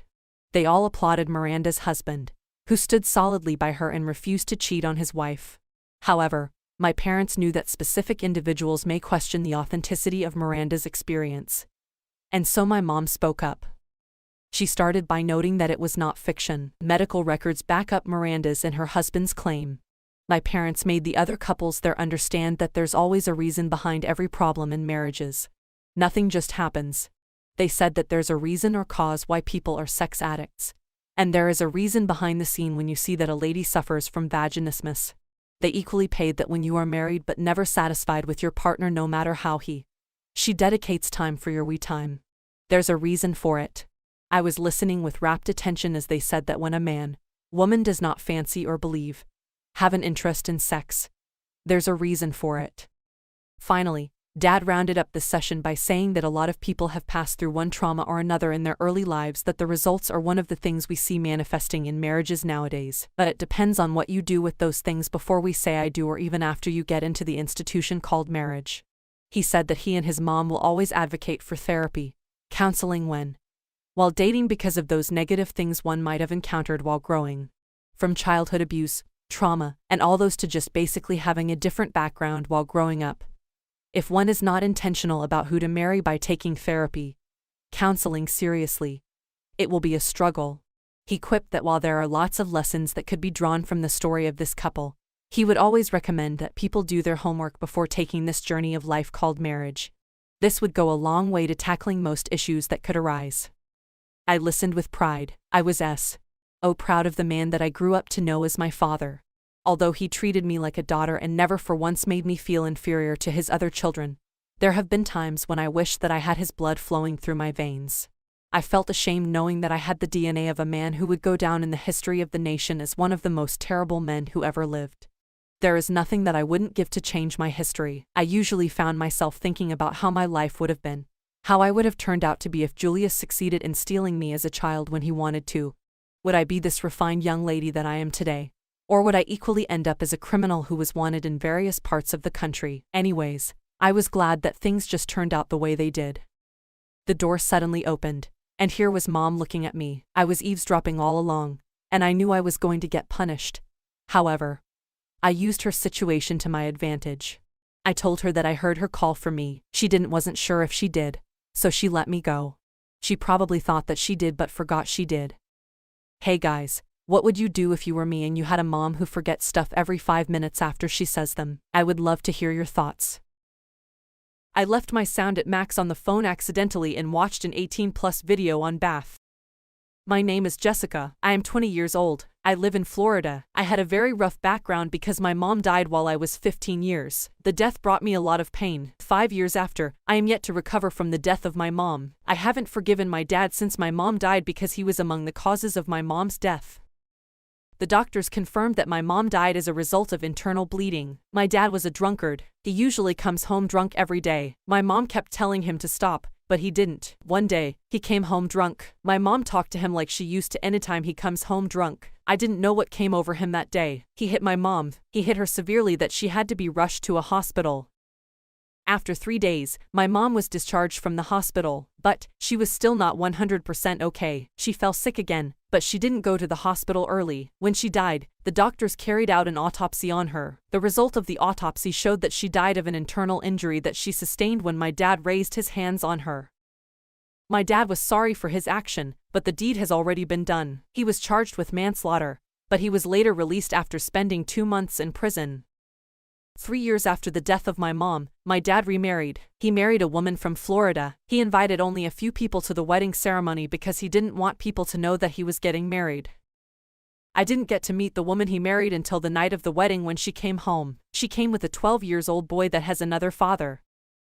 I didn't want to live with them, but I had no option. I graduated from primary school a few days after my dad's wedding. 6 months after, I enrolled in a high school. When I got to high school, I made a lot of friends. After closing from school, I will go to my friend's place. Sometimes, I will be there until late in the evening before I returned home. I was just happy with anything that will take me away from my dad's wife. One day, I came home very late. My stepmom was curious to know where I was coming from. She started ranting in the sitting room that I am fond of going out and returning late. She said I am a small girl and that is not good for me. From the bottom of her heart, I knew her advice was good, but she wasn't doing it with good intention. She intended to spike my father up against me. She continued ranting in the sitting room. She expected my dad to say something, but he didn't. He kept looking at her. When he finished eating his food, he went straight into his room. The next day, my stepmom's son Philip saw me sitting in the sitting room and he sat close to me. At first, I wanted to leave his sight, but I noticed that my dad was looking at me, so I kept my calm. A few seconds later, my dad walked away from the sitting room. Philip noticed that I was waiting for my dad to leave the sitting room so that I can walk away from him. Therefore, as soon as my dad walked away, he started begging me not to leave. I asked him why he was begging me. He said he knows what I wanted to do. I asked him what he claimed to know. He said he knows I want to walk away from him. He said I should not do that. I asked him why I should be sitting with him when we have nothing to discuss. He said he has something to discuss with me. I said he should say whatever he wants to say because I am listening. I was already up from my seat when I was talking. He pleaded with me that I should sit before he can say what he wants to say. For a while, I told myself that I do not need to transfer the aggression in me to him. I thought within myself that he wasn't the one that offended me. I sat as he instructed and I told him to say what he wants to say. Philip started by apologizing. He said he knew his mom went overboard yesterday. He said since his mom came to the house, we have been living like enemies. He said it's not supposed to be like that. He said we are all living in the same house, so we should live like one big family. He said there is no gain in living like enemies in the same house. I sat down for a while and thought about what he said. I thought within me that everything Philip said was the truth. I said to Philip that I understood everything he said perfectly. I said I don't have any issues with his mom. I said I just feel like his mom doesn't like me. I told him that I think that his mom sees me as a threat. He said his mom does not see me as a threat. He said his mom is a very nice woman. He said the issue I am having with his mom was because I have not fully understood who she is. He said once I understand her perfectly, we wouldn't have issues again. He said he would talk to his mom and make her see the need to live as one happy family. He said he knows his mom will listen to him. I told Philip that I don't have any problem with his mom. I said if she is ready to live with me peacefully, I will also live with her peacefully. Philip left the sitting room and went into his mom's room. I didn't know what he told her, but I believed he told her about the reconciliation. 20 minutes after, Philip and his mom walked into the sitting room. I didn't look at her face because I was still angered by what she did to me the previous day. She then sat close to me on the couch and asked for forgiveness. She said she knew we haven't been living as a family since she came into the house. She said she knows that the fault is from her. She said she is ready to make amends and make us live like one big family. I was happy to hear that. I told her I don't have any issue with her. I said she is old enough to be my mom. Therefore, she ought to take me as a child. I said she ought to treat me the same way she treats her son Philip. She said I should forget what has passed and let us start a new chapter. I told her that I heard everything she said. She said to prove to me that she is happy with me, she will cook anything I want for dinner. I told her to prepare what my dad wants rather than what I want. She said my dad doesn't have any issue with shat she cooks. She said my dad eats whatever she cooks without complaining. She said I have to mention what she will prepare for dinner. I told her to cook fried rice and chicken. She said my chicken will be the biggest. She left after I told her what to cook, but Philip remained in the sitting room. Philip and I discussed a lot of things. He asked about my academics and other stuff. He urged me to show him anything that I have been taught in school that I do not understand. At exactly 7 p.m., my stepmom served dinner. She sent Philip to call my dad, who has been in his room since morning. When my dad came to the dining, he was surprised to see me eating in the dining with my stepmom and Philip. Before we settled our dispute, I do not eat in the dining. Anytime I am served my food, I either eat it in the sitting room or my room. Another thing that surprised my dad was the way Philip and I were talking while we were eating. My dad was forced to talk. My dad said he cannot understand what is happening in the house. He said whatever it is, he is happy with what he is seeing. He said this is how we are supposed to be. He said we are supposed to be one happy family. My stepmom told my dad that we have settled all disputes and we are now living as one big family that we are. My dad was very happy. He said my stepmom has just made his day with what she told him. He said what he heard calls for celebration. He said we should all prepare to go to the beach the next day. Philip and I screamed when we heard about going to the beach. None of us have gone to the beach before. I have been hearing about how fun the beach is, but I haven't had the opportunity to go. So, when my dad mentioned the beach, it was as if he knew what I wanted. After dinner, we all went into our separate rooms and slept. Philip and I woke up very early the next day in anticipation of visiting the beach. After taking my bath and putting on my dress, I went to check on Philip in his room. When I go to his door, I knocked and Philip answered. Philip said I should wait for him in the sitting room because he is taking his bath. I walked back to the sitting room and sat alone. I put on the television because I was bored and there was no one to talk to. 10 minutes later, Philip joined me in the sitting room. He was looking very handsome. He sat close to me and we watched television together. 20 minutes later, my stepmom and my dad came out of their room. My stepmom was already prepared while my dad was still not prepared. My mom went into the kitchen so that breakfast will be ready before my dad finished his preparation. 20 minutes later, my dad came out prepared. No sooner had he sat down in the sitting room than my stepmom called us to the dining. We ate breakfast as a family. After eating breakfast, we walked straight to my dad's and drove off to Miami Beach. We left home at exactly 10:20 a.m. and we arrived at Miami Beach at exactly 11:50 a.m. Miami Beach is a good sight to behold. It has a beautiful environment. Fun seekers from all over the world were gathered at Miami Beach. We had a lot of fun. Philip and I played in the water. We ate a lot of things that were sold there. The beach was in a carnival-like mood because it was during a public holiday. We ate together and drank together. We took photographs together too. We enjoyed ourselves as one big family. We left Miami Beach at around 6 p.m. We got home around 7:30 p.m. When we got home, we sat in the sitting room and talked about our experiences at the beach. My stepmom did not bother to go to the kitchen because we had already eaten to our satisfaction at the beach. At exactly 9 p.m., my dad left us and went to his room. A few minutes later, my stepmom stood from her seat and walked to her room. Philip and I continued our gist after they left. We chatted until 11 p.m. before we both went to our respective rooms. I was happy throughout that week. When I got to school on Monday, I told my closest friends what happened in our house. It surprised them a lot because they didn't know that my stepmom could be that nice. My closest friend Evelyn promised to visit me by the weekend to have a feel of what our home looks like presently. When I got home on Friday, I told my stepmom about Evelyn's visit. She was very happy to hear that Evelyn was visiting. She said she has a place to go on Saturday, but she will wait for Evelyn's arrival before she leaves. Evelyn arrived at our house as early as 9 a.m. She ate breakfast with us. After we ate breakfast, my father was the first to leave the house. He said he wants to visit his childhood friend Mr. Patrick. He said it's been a long time he saw Mr. Patrick. 15 minutes after he left the house, my stepmom left too. She told us to take very good care of ourselves. She said we should make sure the house is tidy before she returns. When she left, Evelyn and I went to my room while Phillips remained in the sitting room. Evelyn and I chatted for hours. We talked about school, careers, and many other things. At exactly 2 p.m., Evelyn told me she wanted to leave. She said she doesn't want her mom to start calling her cell phone number.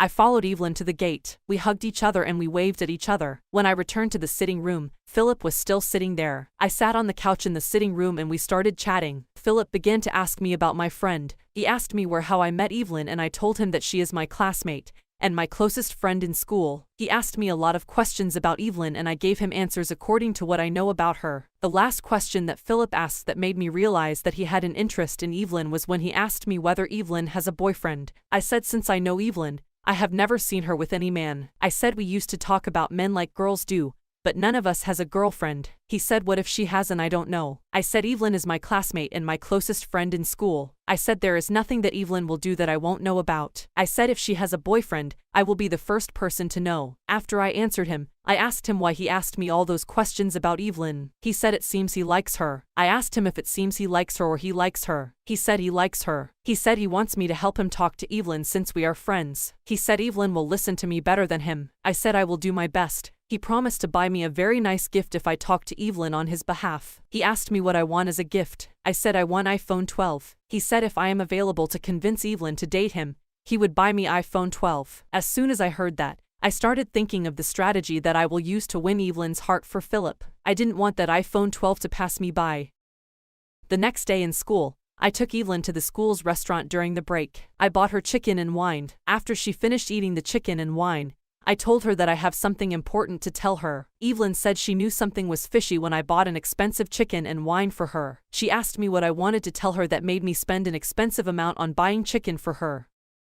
I said I want to tell her about my stepbrother Philip. She asked me what happened to Philip. I said since the day she came to our house, Philip has not allowed me to rest. I said Philip has been disturbing, that he likes her and he wants to date her. As soon as Evelyn heard that, she busted into laughter. She said she laughed because Philip saw her that day and he didn't tell her anything. She said if he loves her as she claims, he should have been the one to approach her. I told Evelyn that Philip that I know is very. I said he doesn't have the charisma to talk to a girl. I said that doesn't mean he is weak. He is just like that. I said to Evelyn that she cannot find anyone better than Philip. I said he is the best she can find anywhere. I reminded Evelyn about the role that Philip played in reuniting our family. Everything I was doing was because of iPhone 12. Evelyn said she has heard what I said. She said she will take her time and decide on what to do. She said she will get back to me with her final decision. I told her that I will be waiting to hear from her. While we were going home on Friday, Evelyn said she will come to our house the next day so that she can see Philip for herself. She said if she sees him, maybe he will be able to talk to her himself. When I got home, I met Philip in the sitting room as usual. I told him that I have talked to Evelyn and she has decided to visit us the next day. I said he should do everything to convince her. I told him that I have done the difficult part of the job. I said what is left is just for him to add to what I have done. I told him that the main thing Evelyn wants is to hear it directly from him. I said if he tells her himself, she will accept immediately. Philip thanked me. He said he will do his best to convince her when she comes too. While I was walking into my room, I kept remembering Philip about his promise. Philip said if Evelyn agrees to date him when she comes tomorrow, I will get my iPhone 12 by Monday.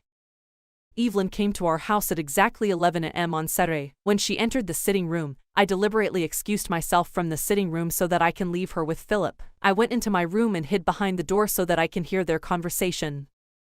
5 minutes after I left, Philip and Evelyn were looking at each other without saying anything. The anger that was in me from where I was watching them couldn't be quantified. After some time, Philip began to initiate a conversation with Evelyn. He started by asking Evelyn about her academics. Evelyn answered him well. Next, he moved to what Evelyn likes and what she dislikes. Evelyn said she likes reading and traveling. Philip said he also likes reading, but he doesn't like traveling. He said he is always afraid of an airplane. Philip moved closer to Evelyn and began the main conversation. He asked Evelyn if I have talked to her about anything. Evelyn told him that we are friends, so we talk about a lot of things. Philip said what he was trying to ask her was whether I have talked to her about him. Evelyn said I have talked to her about him, but she wants to hear it from him. Philip said if she wants to hear it from him directly, then he will say it. He told Evelyn that she captured his heart since the first day he saw her. He said he has seen a lot of girls, but she is so special. He said she is better than all the girls he has been seeing. Evelyn smiled. She said that is how a lot of guys do when they want a woman. She said if they get what they want, they will change their attitude. They would forget about all the promises they made when they were wooing the girl. Philip said he is not like that. He said he is ready to stand by his words till the end of time. He told Evelyn that he loves her and he wants her to become the mother of his unborn children. I could not be more proud of Philip from where I hid. I was enjoying the way he was putting his sentences together. After going back and forth, Evelyn said she has heard what he said. She said she will look into what he said and she will give him a reply as soon as possible.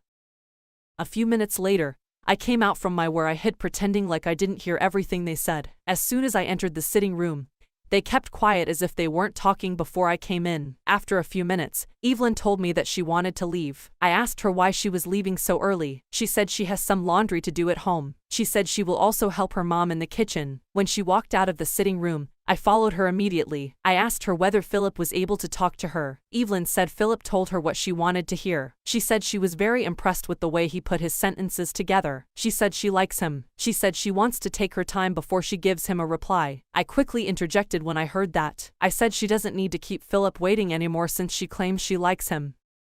Evelyn left after we talked at the gate. I hurriedly walk into the sitting room so that I can talk to Philip too. As soon as I entered the room, I walked straight to Philip. I asked him how it went. I pretended like I didn't know what happened. Philip said he knows my friend would have told me what happened. I lied to him that I didn't ask her because she was in a hurry. Philip said he was able to express his feelings to her. He said he told her his mind and he hopes she will yield to his demand. Philip said Evelyn promised to get back to him as soon as possible.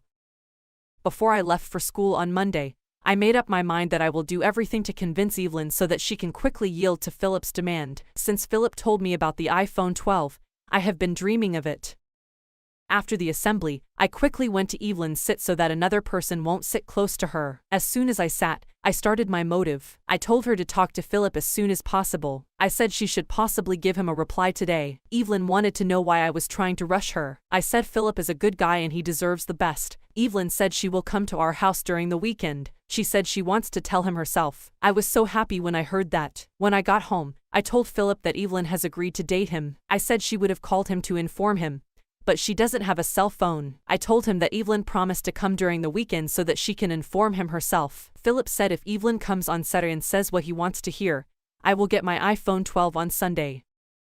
As soon as I heard that, I started dreaming of Saturday. I would have moved that Monday become Saturday if I had supernatural power. As the days were going by, I was just anticipating Saturday.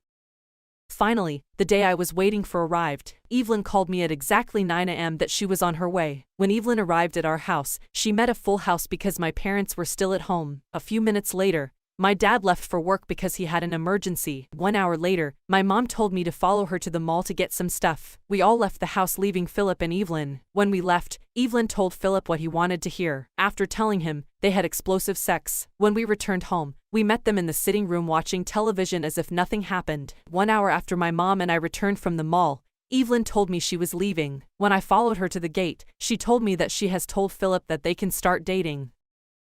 When I returned to the sitting room, I started whispering to Philip about my iPhone 12. At exactly noon on Sunday, I heard a knock on my door. When I opened the door to see who was at the door, I met Philip standing in front of my door with an iPhone 12. I screamed very loud when I saw my new phone. As soon as I collected it, I took it to my stepmom and my dad. They were so happy for me. I didn't know that Philip bought 2 phones until the next day when I was going to school. As soon as I walked out of the gate, Philip called me back. When I went to him, he gave me another iPhone 12. He said I should give it to Evelyn. I became speechless. I was just looking at Philip without saying anything. I was wondering how happy Evelyn will be when she sees her new phone.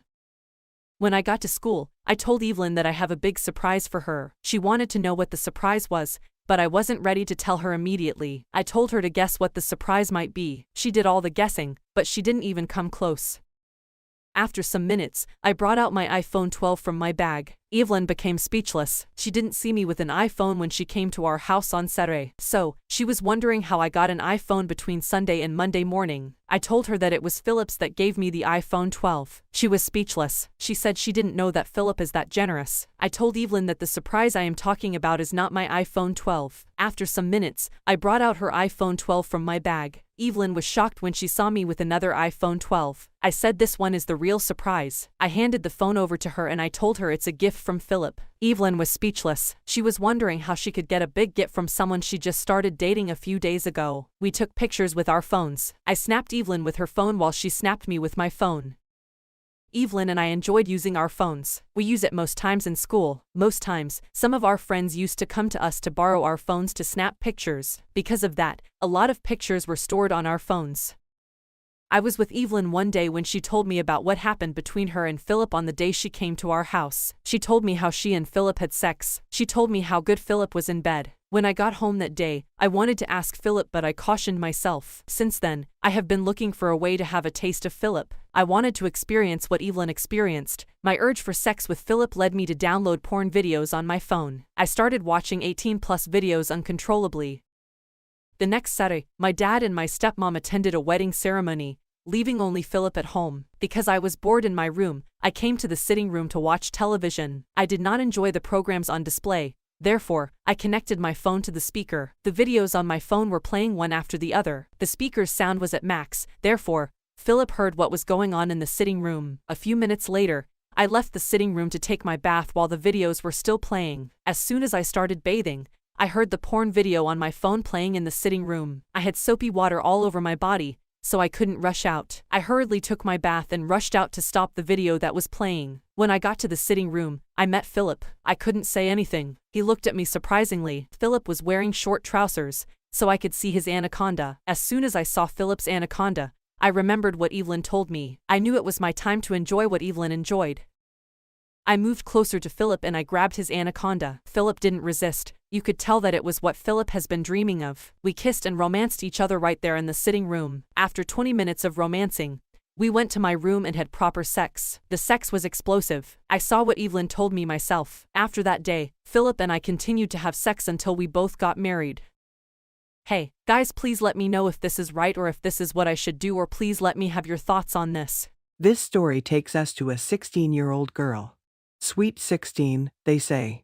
But they don't know that life can be cruel even at that time.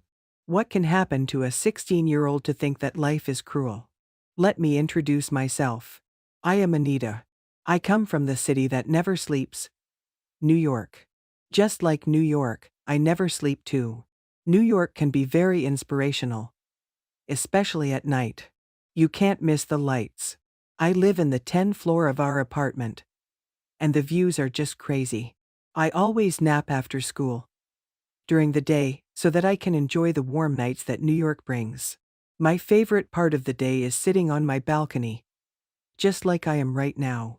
I either am writing, watching a TV show, or sometimes I get lost in my own thoughts. My go-to TV show right now is definitely Game of Thrones. Everyone has a guilty pleasure. For me are TV shows and movies. I don't have a specific favorite genre. It simply has to have a beautiful, inspirational message behind it. My favorite part of our apartment is definitely our balcony. I spend the most time there. I eat there. You can learn a lot about the city on your balcony. You see a lot of stuff that happens. A lot of cool people just walking around. I witnessed a lot of breakups between random couples, drunk people passing on the streets. And it's kind of entertaining. Since I spent a lot of my time on the balcony, I almost know every one of my neighbors' stories. You might think that I spy or something, but I don't. I just can't help but stare. I have a lot of vases of flowers that I take care of it. It's kind of becoming my hobby too. I even got some lemons that I can't wait to grow and eat. On my balcony, I am never alone. I have my sweet little one, my cat Bella. I am a dog person kind of type, but dogs are hard to keep inside.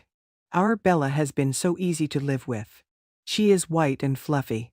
She is sweet and caring and the best cuddle partner that I could ever ask for. I've had Bella for 3 years. It was a birthday present from my parents. Bella loves to stare out of our balcony too. She has a curious soul. Just like me. Sometimes I feel like we are the same soul but in different bodies. It's like she understands what I say. I hope she doesn't feel lonely.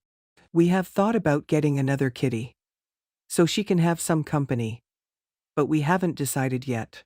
Besides my cat Bella, I live, of course, with my 2 beautiful parents. I am their only child, and they always got me feeling special. They feel sorry that they never had the chance to give me a sister. But they could have other children. However, even though sometimes it's hard, I never complain in front of them. My mother's name is Emma, and she is a veterinary. I love visiting her at work and just petting all those beautiful animals. My mother is very gentle and kind, and the animals love her. It's like the animal notices a good soul and feels comfortable. My father, Jim, on the other hand, is a lawyer. His job is more stressful, and I barely understand some of it. There are nights that he comes late at night because he is at his office working. My parents live in 2 different worlds, but still, they get each other so well. I aspire to have a love like theirs. It breaks my heart to think that someday they will get old and that I won't have them forever. We, as a family, try our best to spend time together. We love Sundays. My parents don't work on Sunday, so we always go somewhere and spend time together. Besides my life at home, I also have a life outside of it. I go to school. I am a sophomore. I have one very close friend who happens to be my neighbor. Her name is Sarah. She makes high school easier. We go to school together. And we come back together. She is like a sister to me. Like everyone, I don't like school. But I try my best to study and do good in school. There are a lot of parties that my school organizes. There are times that Sarah and I go there. My parents don't mind, they trust me. I can't lie and say that I never tried alcohol because I did. However, I have never been 100% drunk.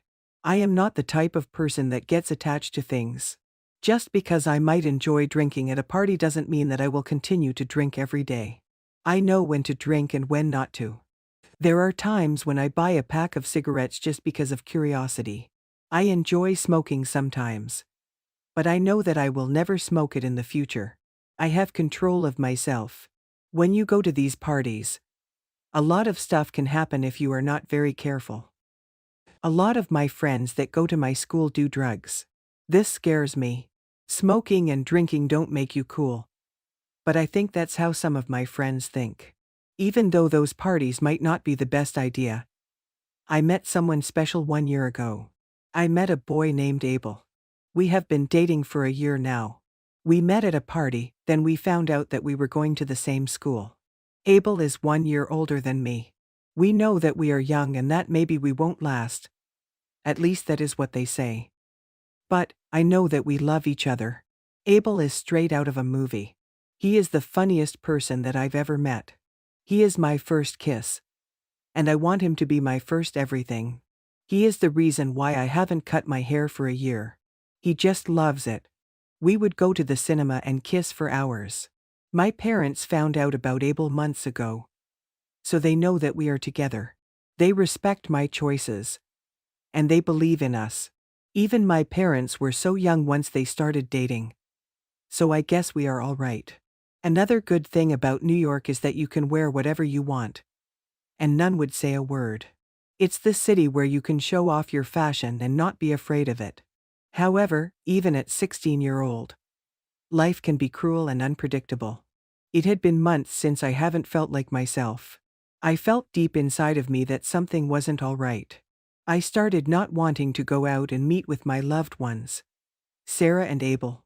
I didn't have energy for anything. And I just wanted to be left alone.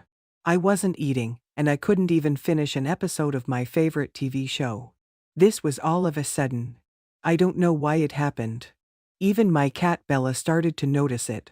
She would come up at my legs and just stare at my eyes like she asked me if I was okay. But I wasn't. I was meeting up with Abel. But I couldn't even speak.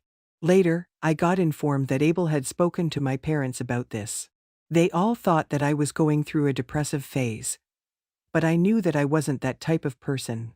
However, I decided to meet up with a psychologist since my parents told me to. Clearly, this wasn't helping me since I couldn't even get up from my bed. My parents weren't home most of the time.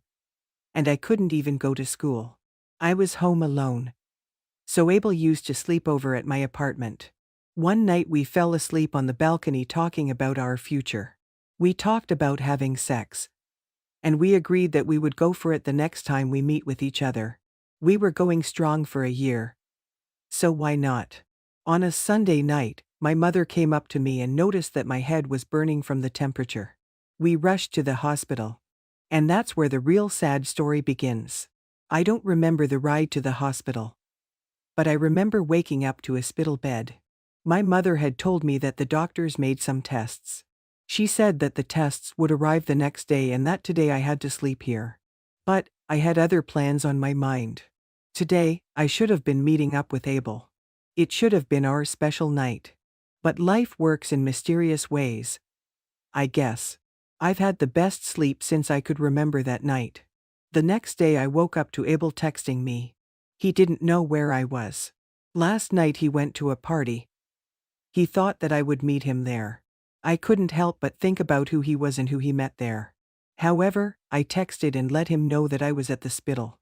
My mother and father seemed so worried that I couldn't understand why. The minute that the tests came, Abel knocked on the door and went in. He was standing near me. And I could hear the smell of the alcohol. He had been drinking yesterday. and I was just feeling jealous of what he could have been doing. The doctor was telling me the results of the tests, but I couldn't understand what was wrong. I looked at my mother's eyes, and I saw some tears. Then all of a sudden, I heard the word cancer. My parents started crying, but Abel and I were just shocked. The doctors said that it would be for the better if we started chemotherapy tomorrow. Chemotherapy, tomorrow, how could my life change in a second? I just wanted to get home, to my movies and to my cat. That night I barely slept. The next day came so fast. Abel wasn't here. He had to go to school. I already felt like we weren't so close. My doctors said that the chemo treatment would last between 3 to 6 months. But I was ready. I just wanted to get over it. I took the first dose of the first day. Can't say that I loved it. My parents took some weeks off of work and were staying there with me. Then, bad news after bad news. So, basically, if you're doing chemo, there is a chance that you're gonna lose weight and hair. Months went by, and things just got worse. My cancer was not getting better, and I was still taking the chemo treatment. I couldn't spend time with Abel or Sarah, and I missed falling asleep with Bella. Abel would come after school, but nothing was feeling the same anymore. I miss everything about my life. I am writing this on my hospital bed, wishing I was on my balcony.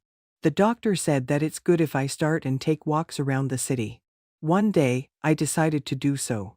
As I was getting ready, I noticed how bad I looked. I couldn't even notice myself anymore. I was so skinny, and half of my hair fell down. I was wearing a hat, but it was summer. I decided to go with my mother only. She thought that it would be a good idea if we called Abel. But I don't want Abel to see me this way. I went out and saw what I was missing out on. The sun was out, the world was full of colors. You should have seen the girls on their sundresses out for lunch. I felt like my soul had gotten older. That's when I decided that I shouldn't be your problem, Abel. I knew that I had to set Abel free. I know that he does not love me anymore. I wasn't the same person. I didn't look the same. He always used to say that he loved my hair. Now what? I didn't have any hair left. He should continue to live his life. He's young. I texted him so we could meet and say our goodbyes. That was the last time that Anita had written. She had actually passed that day. The cancer had covered her whole body. Her body's ashes are going to be on her favorite place, her balcony, so her soul can still watch over the beautiful sky of the city that never sleeps. Hi guys, my name is Anita, and I am 17 years old. I am energetic and passionate about life. I hate to be on the losing side. I have experienced a lot of things that a girl my age shouldn't experience.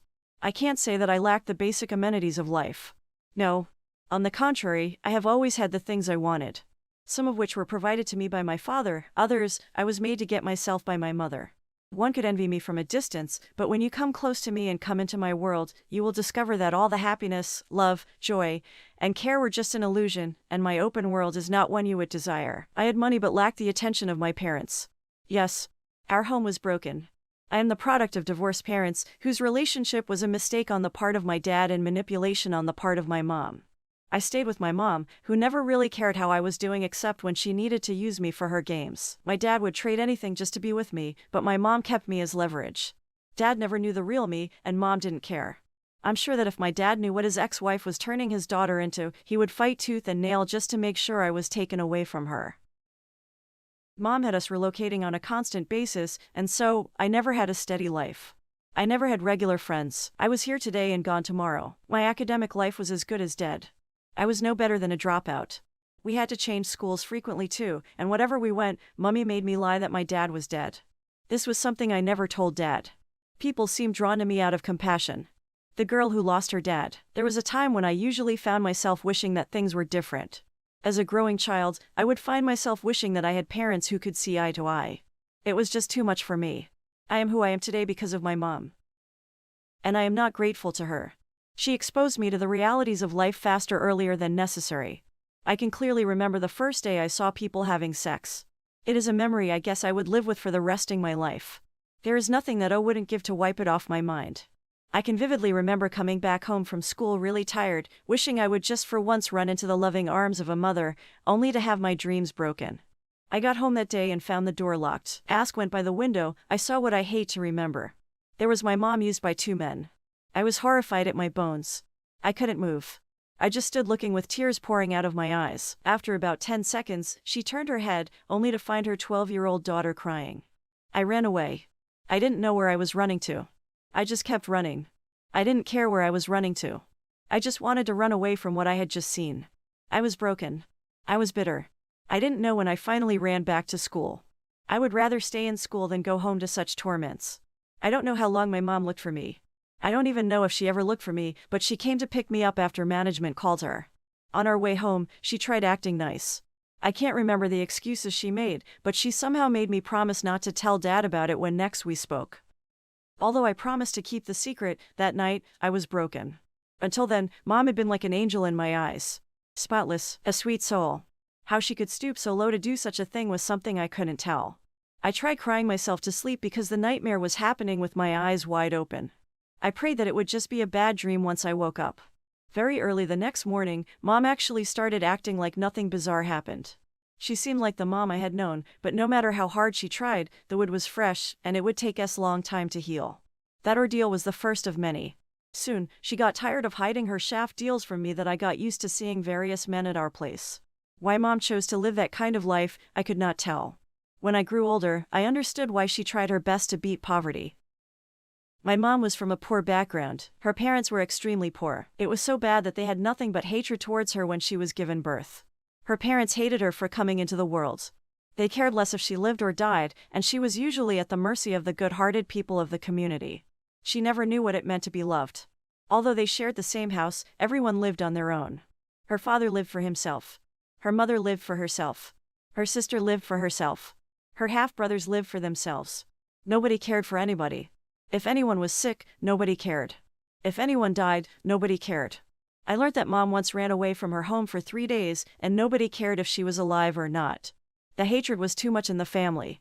It was really a dysfunctional family. The parents had resentments for the children, and the children reciprocated the same gesture. It was regular to find her father fighting with her half-brothers over money, or Mom was seen fighting her mom over something trivial matter.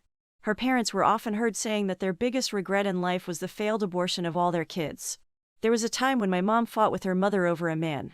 Her mother claimed that she was now going after her clients. Yes, Grandma slept with different men in the same bed she shared with Grandpa. The fight between Mom and Grandma was nothing new, but the comments made by Grandma fueled the hatred Mom had for her. Grandma told Mom that she would never amount to anything in life. Mom said to her that being nothing in life was better than ending up like her. However, she vowed to be better than her mom.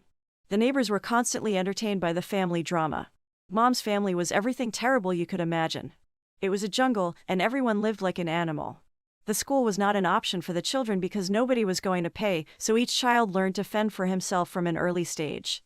Mom was really smart. It seemed as though she was the smartest of all the children. She knew that sleeping with boys who were wallowing in poverty just like her would only turn out bad for her, so she decided to go for those who were better off than she was. She was going to go for the educated and wealthy. She soon started visiting bars and brothels where they were high and mighty patronized. Her game plan was to make a rich client develop emotional feelings towards her, and by so doing, she got him wrapped around her fingers. However, she soon discovered that nobody was willing to form a bond with a harlot, so she decided to take a different route. That was when she met my dad, Tony. Tony was from a wealthy family. He was from a good home. He had me raised with a high level of moral standard, and his parents had lots of expectations from him because he had been given a lot. He had a religious upbringing, and he was never allowed to do the kind of things other kids did. He didn't date girls, he didn't go for parties, he was just made to focus on his career, and he exceeded expectations. As a result of his parents' wealth and influence, he did very well. Tony was now a man, and due to his background, he hardly thought about marriage. He had zero thoughts about dating and getting married. He was into his work. This soon gave everyone around him, especially his parents, concern. They soon began advising him to get married. His company held a party to celebrate their achievements, and his colleagues persuaded him to lighten up and join them at a bar. It was while he was there that Mommy spotted her next big fish. She approached him while he was with his friends, and they happily excused themselves. Mom quickly knew that Tony was a newbie in places like that. He declined the glass of wine she offered him, and when he finally gave in to her request for a dance, Mom had to guide his steps on the dance floor. Soon after the party, Mom took him for an after-party, which led to her becoming pregnant. Dad was full of regret. What was he going to do? How would he tell his parents that he had gotten a girl pregnant outside wedlock? He was scared of aborting the child as he didn't want to put either mother or child in harm's way. His religion forbade abortions. He finally decided that it was best he just got married to her. He took her to his parents, and when they questioned her, she lied that her parents were dead and she had to fend for herself. The marriage took place before the pregnancy became obvious. After the childbirth, he learned he had made the worst mistake of his life. One which could ruin him. Mom resumed smoking immediately after I was born, and her thirst for alcohol couldn't be satisfied. She turned the home into a mess, and even though she would never lack since she was the wife of a millionaire, she was never really satisfied. She kept on going to parties, and while I was still months old, Dad couldn't understand why a mother would be this reckless. It was clear that she didn't know how to love. I guess that you can't give what you don't have. Dad finally decided to get a divorce from her when he caught her sleeping with one of his staff, and he discovered that her parents were still alive with 6 children. It was more than he could take. He cared less about the consequences. After her marriage to Dad, Mom traveled down to the community where her family was staying. Being a billionaire's wife, she went with her car and driver to spite her family. She needed to show her mother that she finally ended up very well. It was the talk of the town. She had changed her name from Rachel to Cindy. She spoke in an accent that was foreign to her community. She threw money in every direction except towards her family. The hatred was deep. Her family was not going to let her be. They traced her down to the city and made several claims about being her family, but she simply told her husband that they were just frustrated beggars who were out to take advantage of other people's success. Tony believed her. However, after so much pestering, Tony decided to give it some thought, and he paid an agent to investigate the issue. The findings were shocking. They were Mom's family. Dad traveled down to the community where they lived to see for himself. The people of the community gave him the history of his wife. Dad was shocked by the bones. Mom always had surprises for him, but now, he had had enough. He drove back to the city in anger, only to find one of his male staff sleeping with his wife. Now nothing would hold him back from getting a divorce. He told his parents, who were in full support of his actions, and the divorce proceedings commenced. Mom got a good fortune out of it, and she was awarded my custody. Something that Dad didn't want her to have. Dad was made to pay her a certain amount every month, which would include Carter for the needs of both mother and child, and he could see me twice every week. Mommy didn't seem to care. She had won either way. She would no longer have to dance around with poverty anymore, or so she thought. Within months, she had squandered the money gotten from the divorce, and we had to live on the monthly allowance. This allowance was never enough for Mom, and so she decided to play her game again and get another prey. This made us go from city to city. This made my claim to not have a father. It wasn't until I was 14 years old that my mother finally forced me to have sex. The men who usually visited the homes where we stayed would often make passing glances at me. They complimented my beauty and would whisper something into Mummy's ears, after which she would nod her head and say that I wasn't ready. When I turned 14, Mom made me follow a young man home. I guess he was twice my age. He was the son of one of her older male friends, and I later learned that the man wanted his son to get intimate with the lady because he heard him say that he was attracted to men. So, when this friend of Mom paid her a considerable amount, she called me and asked me to follow the boy home, and we should both enjoy ourselves. We got home, and I was amazed at the beauty of the house. I had only seen such places in the movies. The servants quickly arranged dinner for the both of us, and we ate in his room. It was clear that everything was new to him as they were to me because I could tell that he was more nervous than I was. We played a bit, and he kissed me. We soon found ourselves trying to make the night a success story for our parents, and we eventually did. When I was driven home the next day, I was really embarrassed by Mom took the opportunity to give me some lecture on sexuality.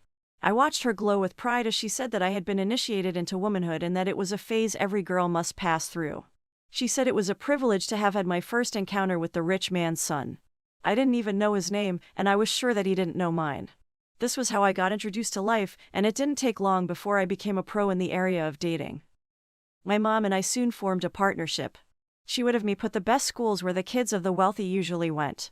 I was to identify them and get close to them. Through them, I would then give her access to their father. Mom had no issues making these men fall for her. She was beautiful. Far beautiful than myself. This was how Mom sustained the luxurious life she had so come to know.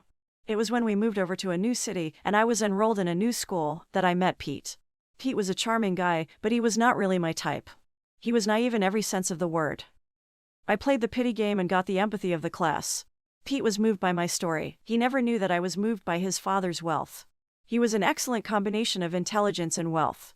I soon had Pete solving problems for me, academic and financial difficulties. I had learned to be manipulative, just like Mom, so I had no issues making Pete think I was genuinely interested in him. Mom would always warn me not to lose focus or get attached to any guy because we were not going to stay at a place for long, so I had never had a serious relationship with anyone. I don't even remember a time in my life when I had feelings for a guy. I was just taking them for a ride. Pete soon invited me over to his house. He had wanted me to meet his dad. When I arrived, the dad was still busy and Pete and I just sat at the lounge talking. When he finally came to join us, I was overwhelmed by his presence. He had such charisma and confidence that every lady would want her man to possess. When I saw him, I almost doubted the fact that Pete was his son because he was way handsome. His light baritone voice carried with it such authority that made his servants loyal. When he came, Pete immediately introduced me to his father, Mr. Xavier. I was smitten. I watched his whole body as he talked. He was the complete package. He asked about me, and I talked about myself. I gave him the usual story that I had given everyone else about my dad being dead and my mother working hard to make ends meet.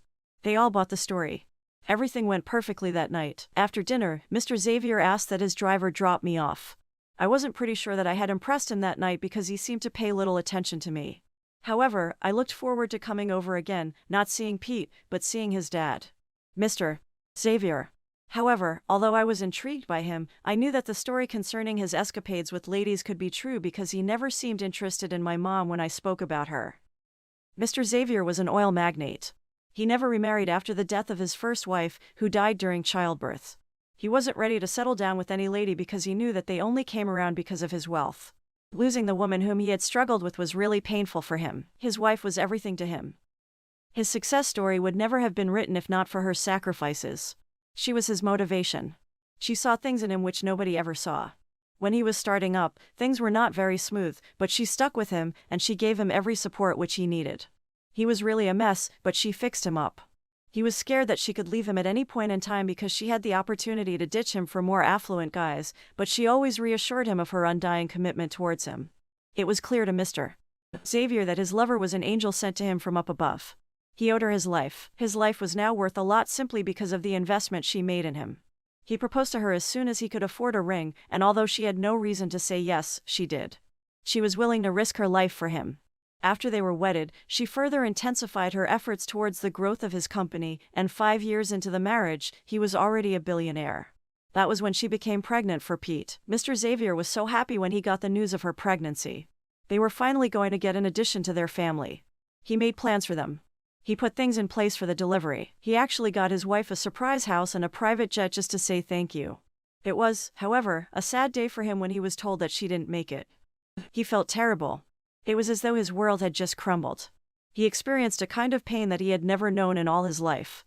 He felt empty inside. His wife had just left a space that would be impossible to fill up by anyone else, and although he found consolation in the child which she left behind, he made a vow not to remarry. He knew that he would have a hard time finding a lady who wouldn't love him because of his money.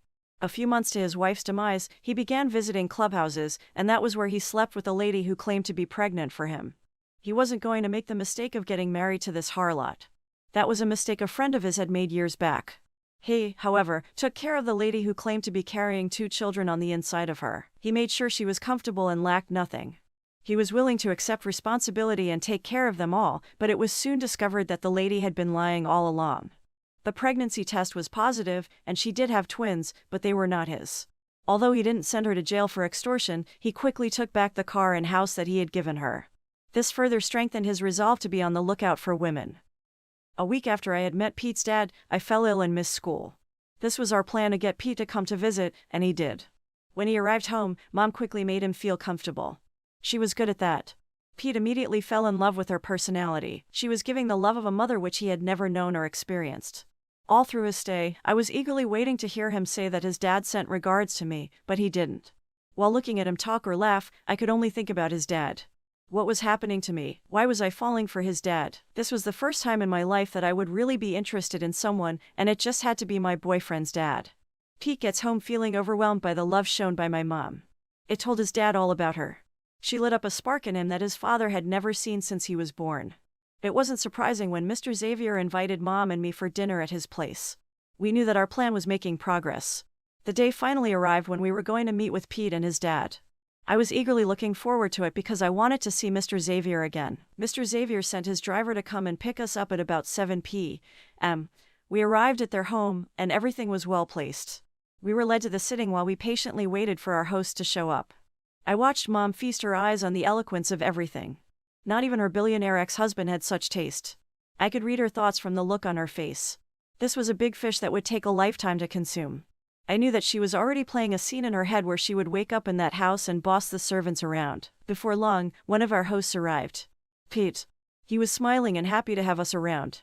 I was sure he would have a nervous breakdown if he knew that he was expected but not wanted. I watched Mom put up a fake smile. It always baffled me how Mom could play different characters at once. How could she be good one time and bad the next? Mom was a wonder. While we were all seated and getting comfortable, I had the familiar voice that I was longing to hear. It was Mr. Xavier. His perfume filled the air. Our attention was immediately shifted from son to father. We all stood up to greet him, and he seemed impressed. He invited us to the dining table for dinner. Mom and I were blown away by the kind of service his staff rendered. Mom avoided every topic that would lead to her ex-husband, which we claimed was dead. She acted hurt by the painful memories of the past when Mr. Xavier asked about her husband. I don't know how she did it, but tears just flowed out. I almost believed that they were real. This woman never ceased to amaze me. Mr. Xavier felt bad that he had asked her about the past she was trying hard not to remember. He personally understood what it meant to lose someone you loved. He had had the same bitter experience. He apologized to Mom for making her uncomfortable, and Mom simply played the victim. We never wanted the night to come to an end, but it did. I was not particularly glad that Mr. Xavier and Mom spent most of the time together. That night was the beginning of another adventure for us. Mr. Xavier frequently began inviting us over to his place at weekends. He would sometimes persuade us to spend the night at his house. Mom had warned me not to get intimate so quickly with Pete so that I didn't appear like the cheap girl that I already am. She equally didn't give Mr. Xavier easy access. This made him all the more interested in her. She didn't seem like other women. She rejected his cash gifts and even turned down his offer to buy her a car. She didn't seem interested in his money at all. She always wanted things put in order, and I was amazed at her meaningful contributions to discussions centered on the oil and gas sector. I repeatedly asked myself how a lady who had never seen the four walls of a classroom had such knowledge. Her charm was finally catching up on Mr. Xavier, who saw more of his wife in her. The closer the holidays came, the closer Mom and Mr. Xavier became. I had no other option than to stick with Pete. I guess a bird at hand is worth more than 1,000 in the bush. When the holidays arrived, Mr. Xavier suggested that we go for a vacation somewhere in the Maldives. The Maldives is a living wonder. It was a sight to behold. We saw things we never knew existed. We visited places, went fishing, and partied. This was the kind of life that Mom desired, and we were living it. Everything was just perfect, even though I still wished Mom and I could trade places. I wished that she could settle with Pete while I would be left with his dad. It wasn't their first time coming there, though. Almost all the staff was well acquainted with Mr. Xavier and Pete. They looked at us as though there were others who had been in our position. Well, it didn't matter to either of us because we were occupying the position now, and we were not going to leave anytime soon. It was on our second day there, while Pete and I were taking a walk, that I discovered how deep he had fallen for me and how deep his dad had fallen for my mom. I listened with a grin on my face as he told me that he had never felt this way in his entire life. He confessed to me that this was the first time he was feeling complete. He said that this was the first time he actually knew the joy that came from a whole family. He then told me about his birthday that would be coming up in 2 weeks. It was going to be celebrated at home with most of his father's colleagues and friends present for the occasion. He said that all he desired for a birthday present was to move in with them permanently. I was glad that we had gotten this family, but I somehow felt bad because I knew that this chapter would soon come to go close, and they would be negatively affected once we left because they sincerely loved us. I then told him not to make decisions or wishes like that because his dad may not be in support of it. Although I knew that his dad wanted a relationship with my mom, I told Pete that his dad may just want to have both families as friends and nothing more. At that point, he told me what I never saw coming. Pete said that he has never been this way with any woman before. His dad always came alive when my mother was around. Pete said that he overheard Dad telling his friends that he had found a span just like his ex-wife and he was going to propose to her during my birthday celebration. This was it. We were almost there.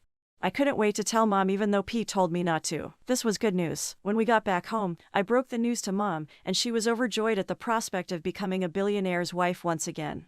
Life had finally given her a second chance, and she wasn't going to take it for granted.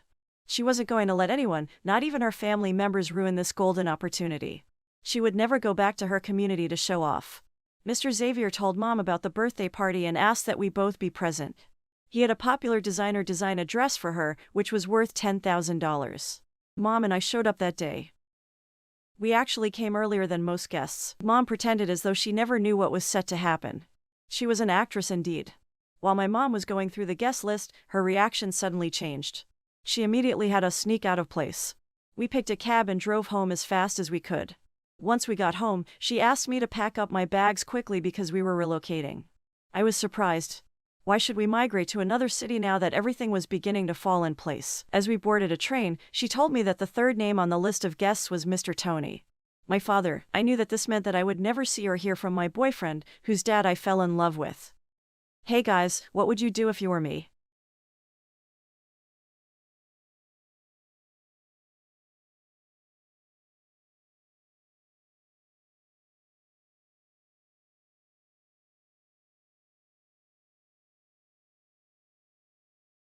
My name is Anna. I am 19 years of age. I was born in Washington. I started my life as a little girl in the city of Washington. My parents moved to Washington a few weeks after they got married. 2 years after they gave birth to me, I started primary education in Washington. After my primary school education, I was enrolled in another high school in Washington. When I graduated from high school, I got admission into a college in Texas. For the first time in my life, I had to live without my parents and live elsewhere. My dad got a good apartment for me because he didn't want me to stay in the school hostel. The apartment was nice. I fell in love with the apartment as soon as I entered. My dad stayed with me for a day before he traveled back to Washington. The next day was the day I was supposed to resume school.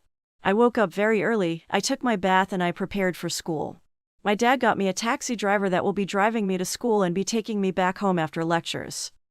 As soon as I finished my preparation, I called the taxi driver. He called me immediately. He arrived at my gate. I entered the taxi and we drove off to school. We arrived at school at exactly 7:50 a.m. The school was so big that I couldn't find my way to my faculty. While I was figuring out how to locate my faculty, I saw a young guy standing close to a tree. He was talking to someone on the phone, so I waited for him to end the call. As soon as he ended the call, I said hi. He replied and asked if he could help me. I told him that I am a new student. I said this is my first time in school. I said I am a law student, but I don't know where my faculty is. He welcomed me to the school. He said I will enjoy my stay at the school. He said I should follow him because he is also going to the faculty of law. I was very that help was in sight. After all the things I went through, I finally saw someone willing to help. We walked for 2 minutes and he showed me the faculty. He took me to my class so that I can meet my colleagues. When I got to my class, a lecturer was already in class. I stood outside waiting for the lecturer to come out so that I can enter the class. While the lecturer was dictating from his note, he walked to the front of the class. He saw me standing outside and he told me to enter the class. When I entered the class, he asked me if I am a member of the class and I replied in the affirmative. He asked me why I was standing outside. I said I am coming for the first time. I said I couldn't enter the class because I met him teaching. The lecturer told me to look for a sit and settle down. He said I do not have to wait outside when I am late to class. He said no lecturer will send me out of a class because I came late. The lecturer told me to take my sit and he continued teaching. We didn't have any lectures after that class. So, we decided to use the opportunity to know ourselves. The first thing we did was appoint a class representative. One of the teachers was called to help us organize it. He stood in front of the class and welcomed everyone. He advised us to take our studies seriously. He said the first and second years are the most important for a student. He said once a student does badly in his first 2 years, he said there is no way he or she will have a good result. He said once a student can scale through the first 2 years with a good result, he or she will graduate with a good grade. He said having a good grade is a big advantage in the labor market because every organization wants a good and competent worker. After advising us, he went back to the subject matter.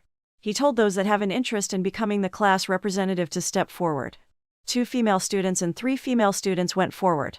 The lecturer said it is now in our hands to decide who our class representative will be. He said because we are all meeting ourselves for the first time, he will give the 5 students the chance to sell themselves to the class. They mounted the podium one after the other to sell themselves to the class. After 45 minutes, they were through with their manifesto. The lecturer mounted the podium again. He said the next thing is to appoint our class representative through voting. He said the student that has the highest vote will become the class representative. We were 100 in the class. 95 of us were left to cast the vote. The lecturer told every student to tear a sheet of paper and write the name of their favorite candidate on it. He said after writing it, every student should step forward and drop it in the ballot box. The lecturer told the contestants to mention their names to the class again before the commencement of the voting. The first student stepped forward and mentioned his name. He told the class that his name is John. The second student stepped forward and did the same. He told the class that his name is Patrick. The third student stepped forward and she also did the same. She told the class that her name is Angela. The fourth student stepped forward and did the same. She told the class that her name is Anita, while the last student told the class that his name is Henry. After they mentioned their name, he told us to do as instructed. We all tore a sheet of paper and wrote the name of our preferred candidate. After the vote, the lecturer told one of us to count the vote. After the counting, the lecturer announced the results. He said John had 65 votes, Patrick had 10 votes, Anita had 10 votes, and Angela had 6 votes, while Henry had 4 votes. The lecturer said by vote cast, John has been elected as the class representative. The whole class shouted. Some of the students went to the podium and hugged him. After some time, the lecturer told everybody to return to their seats while the contestants should remain standing. He told the candidates to display the spirit of sportsmanship by shaking each other. After they did that, he told the other 4 students to return to their seats while John should remain standing. The lecturer told John that if he wants to be a successful class representative, he has to take everybody in the class along in everything he does. He said if a lecturer gives the class assignment, he has to make sure that everybody in the class gets the assignment. He said if he wants to submit an assignment too, he has to make sure that at least the majority of the class has submitted. He said the welfare of the class is part of his duties. He said if he does not see any student in class, he has to call that student to know why he or she is absent. He said one of the ways he can achieve that is to create a WhatsApp group for the class. After the lecturer finished his speech, he told John to return to his seat and the lecturer left our class. When the lecturer left the class, some of John's friends went to him and congratulated him again. They took him to the restaurant to celebrate his victory. When I realized that there was nothing left for me to do, I called my taxi driver to take me home. He told me to wait for him in front of the school gate so that he wouldn't bother entering the school gate. I boarded one of the taxis on the campus and I alighted at the school gate. 5 minutes later, my taxi driver arrived. I entered his car and he drove off. I got home around 3 p.m. As soon as I entered the house, I went straight to the bathroom and took a shower. After taking a shower, I ate the food I bought on my way home. After eating, I lied down on my couch and slept off. I woke up around 8 p.m. When I woke up, I walked into my room and continued my sleep. I woke up very early the next day because I didn't want to get to class late. I called my taxi driver before I entered the bathroom to take my bath. I knew he will arrive before I finish my preparation for class. 20 minutes after, my taxi driver called me and informed me that he is in front of my gate. I was still putting on my cloth when he called. I told him that I will join him in a few minutes. 5 minutes after, I joined my taxi driver in his car and we drove to school. I entered my class at exactly 7:50 a.m. Our first lecture was to begin at 8 a.m., so we had little time to gist. John walked to the front of the class and addressed the class for the first time since he was elected as the class representative. He thanked us all for voting for him and he promised to work diligently for the success of all the students in the class. He said he will make sure every information is passed as it when due. He said his first task as a class representative is to create a class group. He passed a blank paper around the class. He said everyone should write his or her cell phone number on the paper so that they can be added to the group. At exactly 8 a.m., a lecturer entered our class, so we suspended what we were doing. When the lecturer ended his class, another lecturer came in. We had lectures until we went for a break. After the break, there was no lecture, so we continued writing our numbers. John created a group that night and he started giving us information on the group. He would tell us whenever we have a lecture or whenever a lecture is cancelled. One day, I received a message from an unknown number on WhatsApp. The message I received was, "Hey pretty, how are you?" I didn't reply because the number looked strange. While I was browsing the internet, the number called me via WhatsApp again. I was reading important content on my phone, so I didn't answer the call. When I finished reading what I was reading, I replied to the message with the hope that it was someone I know. After replying that I was fine, I asked the person who he is and how he got my number. He asked me which of the questions do I want him to answer first. I said he should answer anyone first. He said his name is Nelly. I said I don't know anybody with that name. He said I might probably not know him but he knows me. I asked him where he knew me. He said we are in the same class. I asked him how he got my number. He said he picked my number on the class group. As soon as I heard that, I became very angry. I threatened to report him to the class representative for taking my number on the group without informing me. When he heard that I was going to report him, he started begging me. He said I shouldn't report him. He promised that he won't do that again. I told him that if I see his message on my phone again, I will report him for intruding on my privacy. He apologized once again and promised not to intrude on my privacy again. The next day in school, I saw the lecturer that was in class on the first day I went to school. I was the one that greeted him because he didn't recognize me. He responded to my greeting, but he was still looking at me like he knew me from somewhere. I told him that I was the student that came late to the class on the first day of resumption. I said I was waiting outside when he called me into the class and asked me why I was standing outside. When I finished my explanation, he remembered who I was. He said he hasn't come to our class since that day because he traveled. He asked me how I have been coping with my study. I told him that I have been coping very well. While I was about to walk away, he held my hand. It was a shocker to me. I was surprised and at the same time, I was afraid. He asked me whether I have a cell phone and I replied in the affirmative. He gave me his phone and told me to type my save my number on his phone. I collected his phone and did as he instructed. I walked away from him and I returned to my class. We had only one lecture after that. As soon as the lecture ended, I called my taxi driver to come and take me home. When he arrived, I entered the car and he drove me home. I was very hungry when I got home. I rushed into the kitchen to prepare a meal for myself. While I was preparing the meal, I quickly entered the bathroom and took a shower. 30 minutes later, my food was ready. I ate my food in the sitting room. After eating, I lied on my couch like I used to. At exactly 9 p.m., I went into my room and slept off. It was my lecturer's call that woke me the next morning. I was surprised to see his call very early in the morning. I didn't want to answer the phone at first, but I thought within myself that he might have an important message for me. When I answered the phone, I respectably greeted him. He noticed that my voice was not as audible as it used to. He asked me if I was still sleeping. I told him that it was his call that woke me up from my sleep. He apologized for disturbing my sleep. I said he doesn't need to apologize because his call came at the right time. I said if he didn't call, I would have been late for class because I will still be sleeping by now. He said if I come to school, I should make sure that I see him in his office before I leave. I told him that I would do that. As soon as the call ended, I started thinking within myself that why will a lecturer want to see me in his office? I concluded within myself that he might have important information for me. When I finished preparing for school, I called my taxi driver. He arrived in a few minutes and he drove me off to school. I got to school around 7:45 a.m. I knew I had 15 minutes before the commencement of the lecture, so I went straight to Dr. Peter's office. I met his door open, but he wasn't in his office. I called his cell phone number to inform him that I am in front of his office. But he didn't answer his call. When I didn't see him, I had no other option than to go to class. 5 minutes later, Dr. Peter returned my call. He asked me where I am. I told him that I was in front of his office when I called him. He said he was in a meeting with his colleagues, which was the reason he wasn't able to answer my call. I told him that I have left his office and I am presently in class. He said he will be in his office by 9 p.m. He said from 9 p.m. I can come and see him in his office. At exactly 8 a.m., a lecturer entered our class. He taught us until 10 a.m. As soon as he left, another lecturer entered the class. We had lectures until 2 p.m. As soon as L left the class, I went straight to the school's restaurant because I was very hungry. After eating to my satisfaction, I called Dr. Peter. When he answered the phone, he asked me where I was. I told him that I am at the school restaurant. He said I can come and see him in his office now.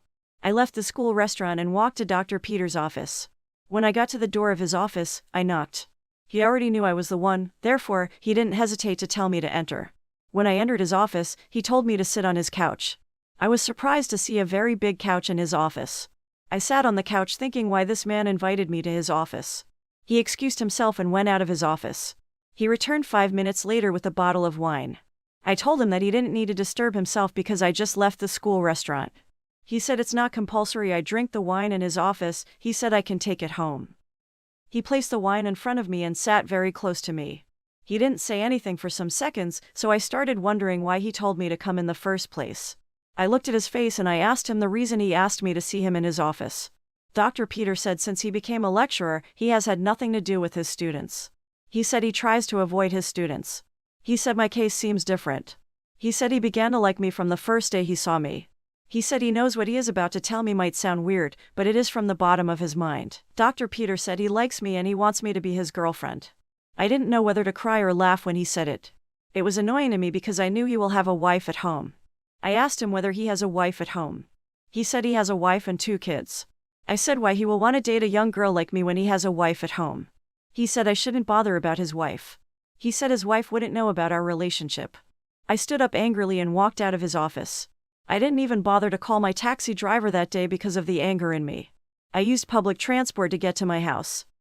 When I got home, I took a shower to relax. After taking the shower, I cooked a delicious meal for myself. While I was in the sitting room watching television, Dr. Peter's call came in. I thought within me whether to answer the phone or not. Before I could decide, the call ended. A few seconds later, he called again. I answered at this time with an angry tone. Immediately I answered the call. I asked him why he was calling me. He said he wanted to let me know that what I did was very wrong. He said even if I do not want to date him, I shouldn't have walked out on him. He said at least he is old enough to be my father. I told him that if he knows he is old enough to be my father, why he would want to date someone as young as his daughter. He became very angry and started ranting on phone. He said he would let me know that he is my lecturer. He said I will suffer a lot to pass his course. He said he has a lot of friends in the department. He said he will do everything to frustrate my stay in school. He said he has come across many stubborn students like me during his career and he has dealt with them severely. He said my case won't be any different. I ended the call in anger. Throughout that night, I was very angry. The next day, I went to school very angry. I got to school at exactly 7:50 a.m. At exactly 8 a.m., Dr. Peter entered our class. He taught us for 2 hours before he left our class. As soon as he left the class, I walked out of the class and sat under a chair that was under a tree. While I was sitting, a young guy in his mid-20s approached me. He greeted me and I responded. He noticed that there was an element of anger in me. He asked what could make a young and beautiful girl like me angry at that time of the day. I told him that I am fine. He said his name is Nelly. I said I do not know anybody with such a name. He said I will remember him if I think very well. I told him that I don't know anybody with such a name. He said he was the guy that sent me a message on WhatsApp some days ago. He said he came to apologize for what he did. I told him that he shouldn't have bothered because I have forgotten about it. Nelly and I began to talk that day and we bonded very well. We talked until the school closed. After the school closed, we went to our respective homes. When I got home, I was the first to send Nelly a message on WhatsApp. I told him to forget about what happened the previous day. I said he can chat and call me anytime he wants. Henry was so happy. He said he wanted to know why I was angry back in school. I told him that his anger was caused by one of our lecturers. He asked me who the lecturer is. I said it is Dr. Peter. I told Nelly that Dr. Peter called me one morning that I should see him in his office. I said I didn't know what I wanted to do for him, but I went. I said when I got there, he told me something irritating. Nelly asked what he told me.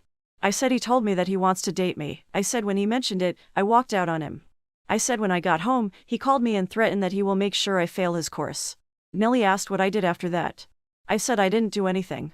I said I have made up my mind to read very well for the upcoming examination. I said I want to see whether he will fail me if I write what he taught me in class.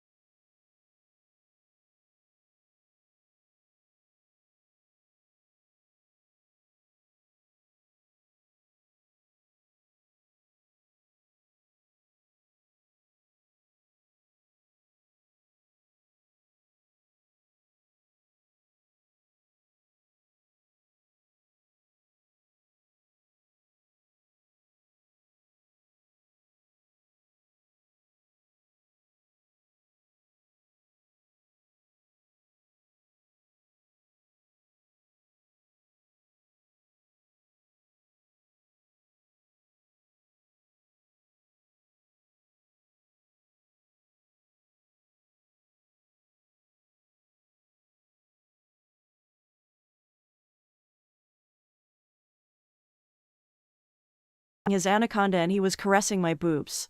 The pleasure was out of this world. After caressing me for minutes, I walked him to my room and we had sex. After the sex that day, we continued to have sex until the day of the exam. On the day of the commencement of our exam, we had early morning sex before we left for school. The exam came and I did my best. I was expecting a very good result because I read very well for the exam. 2 weeks after the exam, the result was out. We received a message from the school that we should check our results on our portal. I was afraid to check. I called Nelly that he should help me check it. Nelly said I should give him 5 minutes. 10 minutes later, Nelly called me. I was afraid to pick the call. When I eventually picked the call, Nelly read my results to me. It was a fantastic result. I did very well in all my courses, including Dr. Peters' course. My result was the best in my class. 2 weeks later, we resumed for the second semester. People began to notice me in class.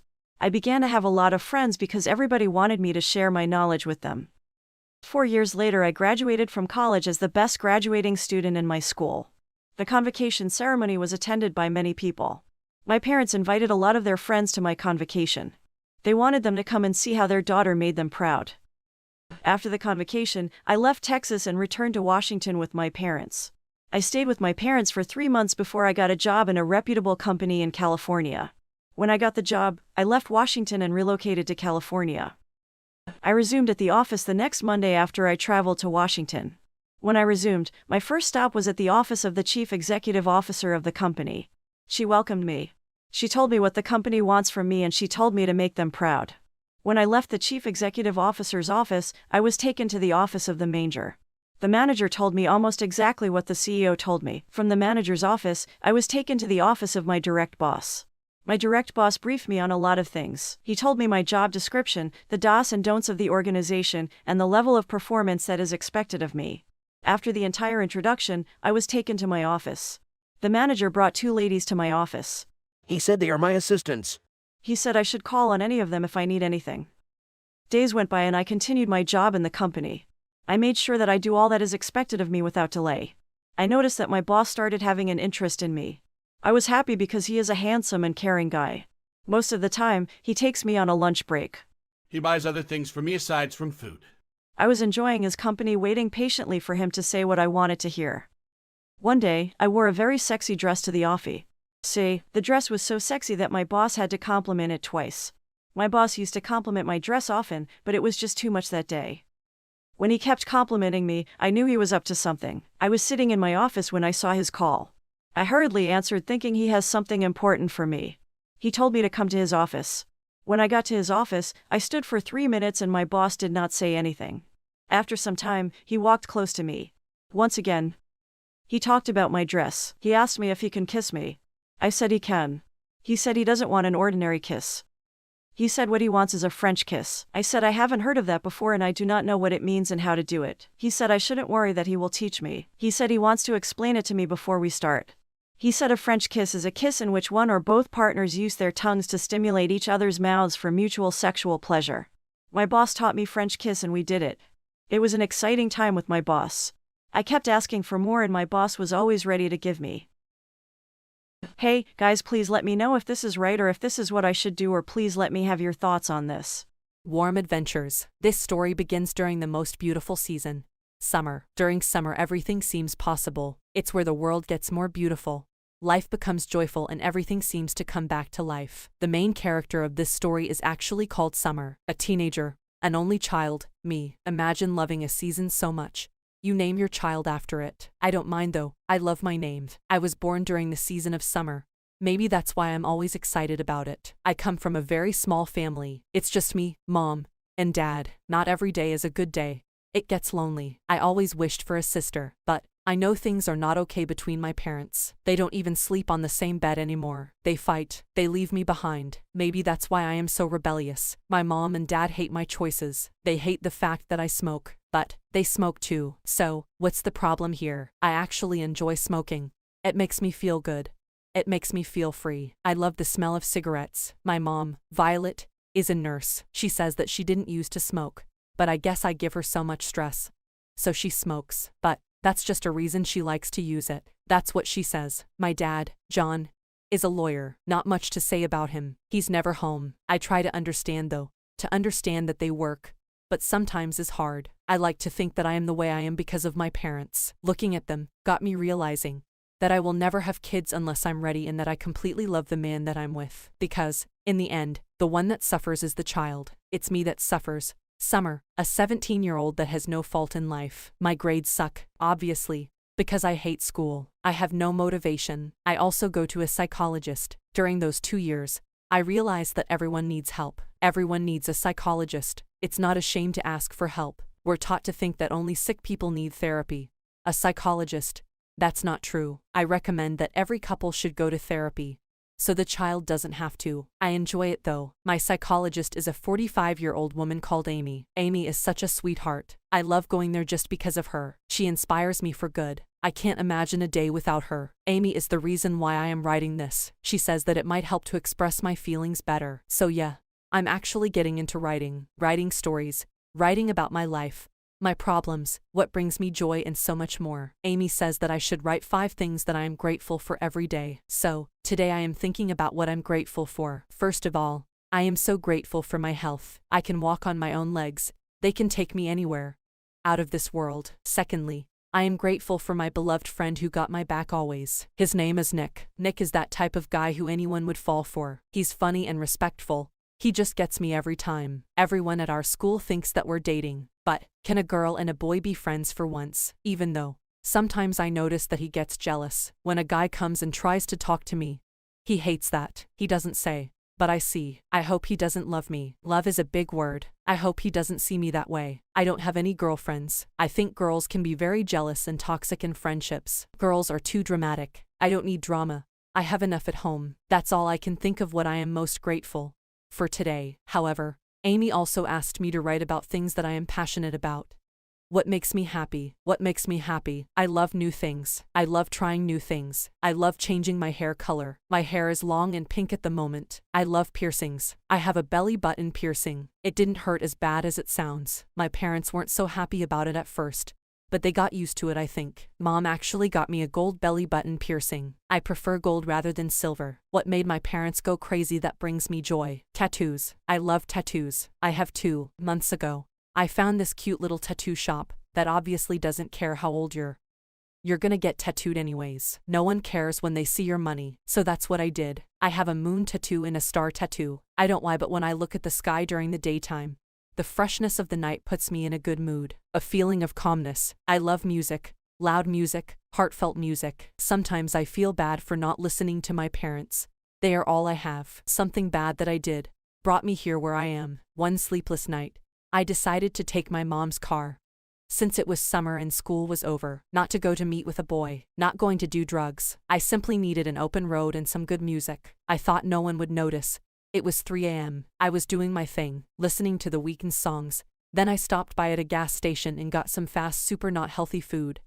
And got home. My mom was waiting there, in her pajamas, looking all mad. She never yelled at me like that before. I was surprised. She really seemed angry. She said, "You'll see tomorrow." I slept, thinking that tomorrow is gonna be the day the same as the other days, thinking that I was gonna sleep till the afternoon or something. But I got woken up very early. It was 8 a.m. I woke up to the noise of my mom packing my clothes. It felt like a dream. Then, she told me her plan. I was gonna spend my summer at my grandma's house, my mother's mom. Her name is Emily. She lives in Hawaii, so we don't really know much about her. She rarely visits. I only remember her when I was a little girl. But I simply don't want to go there. I have my own little life here. My Amy, who I talk to every day. My Nick, my music. Is there even Wi-Fi in Hawaii? What do you do there? Thoughts were rushing like waves in my mind. But I had no time to think anymore. My plane apparently leaves in 30 minutes. I didn't even get the chance to talk to Amy.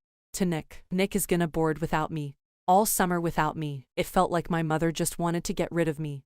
My eyes actually got tears. If that's what she wanted, then all right. I got on the plane. A long road was waiting ahead of me. How can you let your own child go to Hawaii on her own and get angry when she goes for a car ride? Unacceptable. I slept all the way to Hawaii. I woke up and took a look at the window. Oceans all the way. I got off the plane. Then, I saw my grandma. There she was. Even all those years, I recognized her face. She started crying and hugging me. I felt the love. She felt like how a family is supposed to feel. The ride from the airport was long, but I couldn't help but stare at the beautiful views that Hawaii had. We finally got home. I tried to get on my phone, but the Wi-Fi wouldn't work unless you go to a local shop. Great. I was bored, so I fell asleep. Very much needed. The next day comes and apparently, Grandma works. She sells fresh fruits from her garden such as watermelons, pineapple, so we didn't get to talk too much. I didn't do much either. Days went by. We weren't sharing much. I seemed to notice that she works hard, and she lives alone, which is weird. One day I decided to ask why she was alone. She said, "I don't need anyone who doesn't need me. I don't need a man so I can feel loved." I loved that. So, every day I woke up early and helped her. We had so much fun together. She was a free soul, like me. I even worked at her shop, This way I actually made friends. I'd spend days laying by the beach and getting that perfect tan that we all girls desire. People here in Hawaii are so full of life, surfers, dancers, and so much more. There was one girl in particular which I clicked immediately named Mona. She was a Jamaican. Beautiful long dreads. Every day she would show me new places, new adventures. Sometimes I'd actually forget about home. I didn't need the Wi-Fi anymore, or the music. The waves became the music to my ears. But, of course, I needed to know how Nick was doing. So we texted. I actually missed him. His corny jokes. My parents showed interest in me too. Surprisingly, texting and calling me. However, I needed this break. I have to thank Mom. Hawaii life fit me. Each day was different with new adventures, especially one day, one very strange day. It was so much rain. Even Grandma had to close the shop. It was a warning for a hurricane. We spent the day in, hearing the sounds of the rain and eating some banana bread, hoping that everyone would be just fine. The next day, a bunch of people made an organization to go to our beach's shores and clean the mess the rain did the other night. We were divided into groups. I and Mona decided to go together. After a hurricane, there is always sun. So it was. It was a very hot day. We spent hours and hours picking up trash, until one moment, we heard a little girl's voice saying, "Help." We ran immediately to go and help. There she was, looking so fragile. So little, so beautiful. Her hair was so long and shiny. She was in the water. We ran to go and take her out, but she insisted on not to. She was naked. I was so confused. She said, "I have legs." I immediately asked for help, thinking that she is not feeling okay, like she is hallucinating. She said, "I'm fish." We were lost for words. She was a mermaid in front of our eyes. She was friendly, giggling, touching my pink hair. I gave her my dress and stayed in a bikini. We decided to take her to our grandma's house since there were people walking around who might hurt her. Grandma wasn't home yet. We fed her with some fresh fish that Grandma caught the other day. She seemed to love it. That's where she began to feel much comfortable and talk, even though her voice was shaking while talking. "Am I safe here?" She goes. "Yes," we said. She explained that the hurricane caused trouble in the depth of the ocean. She has lost her way home. We felt sorry and offered to help, of course. She was our age, just a teenager. Her name was Medusa. Medusa's legs were shaky and weak. So we decided that every day we would take walks and strengthen her legs until we find a way to her home. Days went by. Grandma didn't even realize. She looked like a normal girl. She told beautiful, weird stories. Every day was like a dream with her. But every day she was losing her sparkle. We could tell that she was not happy. We would often catch her by the window looking at the sea. I and Mona felt useless. We decided to ask for my grandma's help. When we told her the story, she wasn't surprised. She believes that Hawaii is a magical place, and that she has seen so much more but will never tell. We searched and searched day and night for a solution. Medusa would always say that she rarely went on the surface of the water, but when she did, there were dolphins jumping around between two big mountains. When there are dolphins, there are mermaids. So we decided to go after dolphins and rainbows. Grandma says that she would take care of finding us a boat so we can take Medusa home. She found a boat and a captain. The captain didn't know anything, of course, but he seemed very suspicious. Every time the water would fall on Medusa's skin, her skin would turn into fish skin. I think he noticed something fishy. The boat ride was long. I actually got seasick. Medusa was making sounds that made the captain turn his head. "Why are you doing that? Where are we going?" He started asking questions that he was not supposed to. But Medusa was making sounds so she can find her family, talking in her language. We couldn't understand a thing, but she sounded so happy and hopeful. The captain had it enough. He was like, "If you don't tell me right now what is happening, I am calling the police." That moment someone talked back to Medusa. It was her family, her own kind. The dolphins were going crazy. The captain understood now. He tried to take Medusa by her hand, but she swam so fast in the ocean and was never seen again. Just like that, without saying goodbye or anything. But I understand. The captain was almost catching her. The captain was so angry that he lost something so rare. He said that he would tell on us, the police, when we get back. But who would believe him anyway? After some days, a lot of people and boats were there searching for mermaids. I was so scared that someone would find something, but I guess they never did. It never made the news anyway. On this trip, I learned that people will always find a way to find something too rare and try to destroy it. Mermaids were meant to be free, just like us people. I don't know if I would tell this story to anyone. Not that anyone would believe me. I went back home, but I know for sure that I will always be back to my lovely grandma in Hawaii for some more beautiful, exciting adventures. I hope my parents would think of me as a mermaid, free and always willing to find my way back home.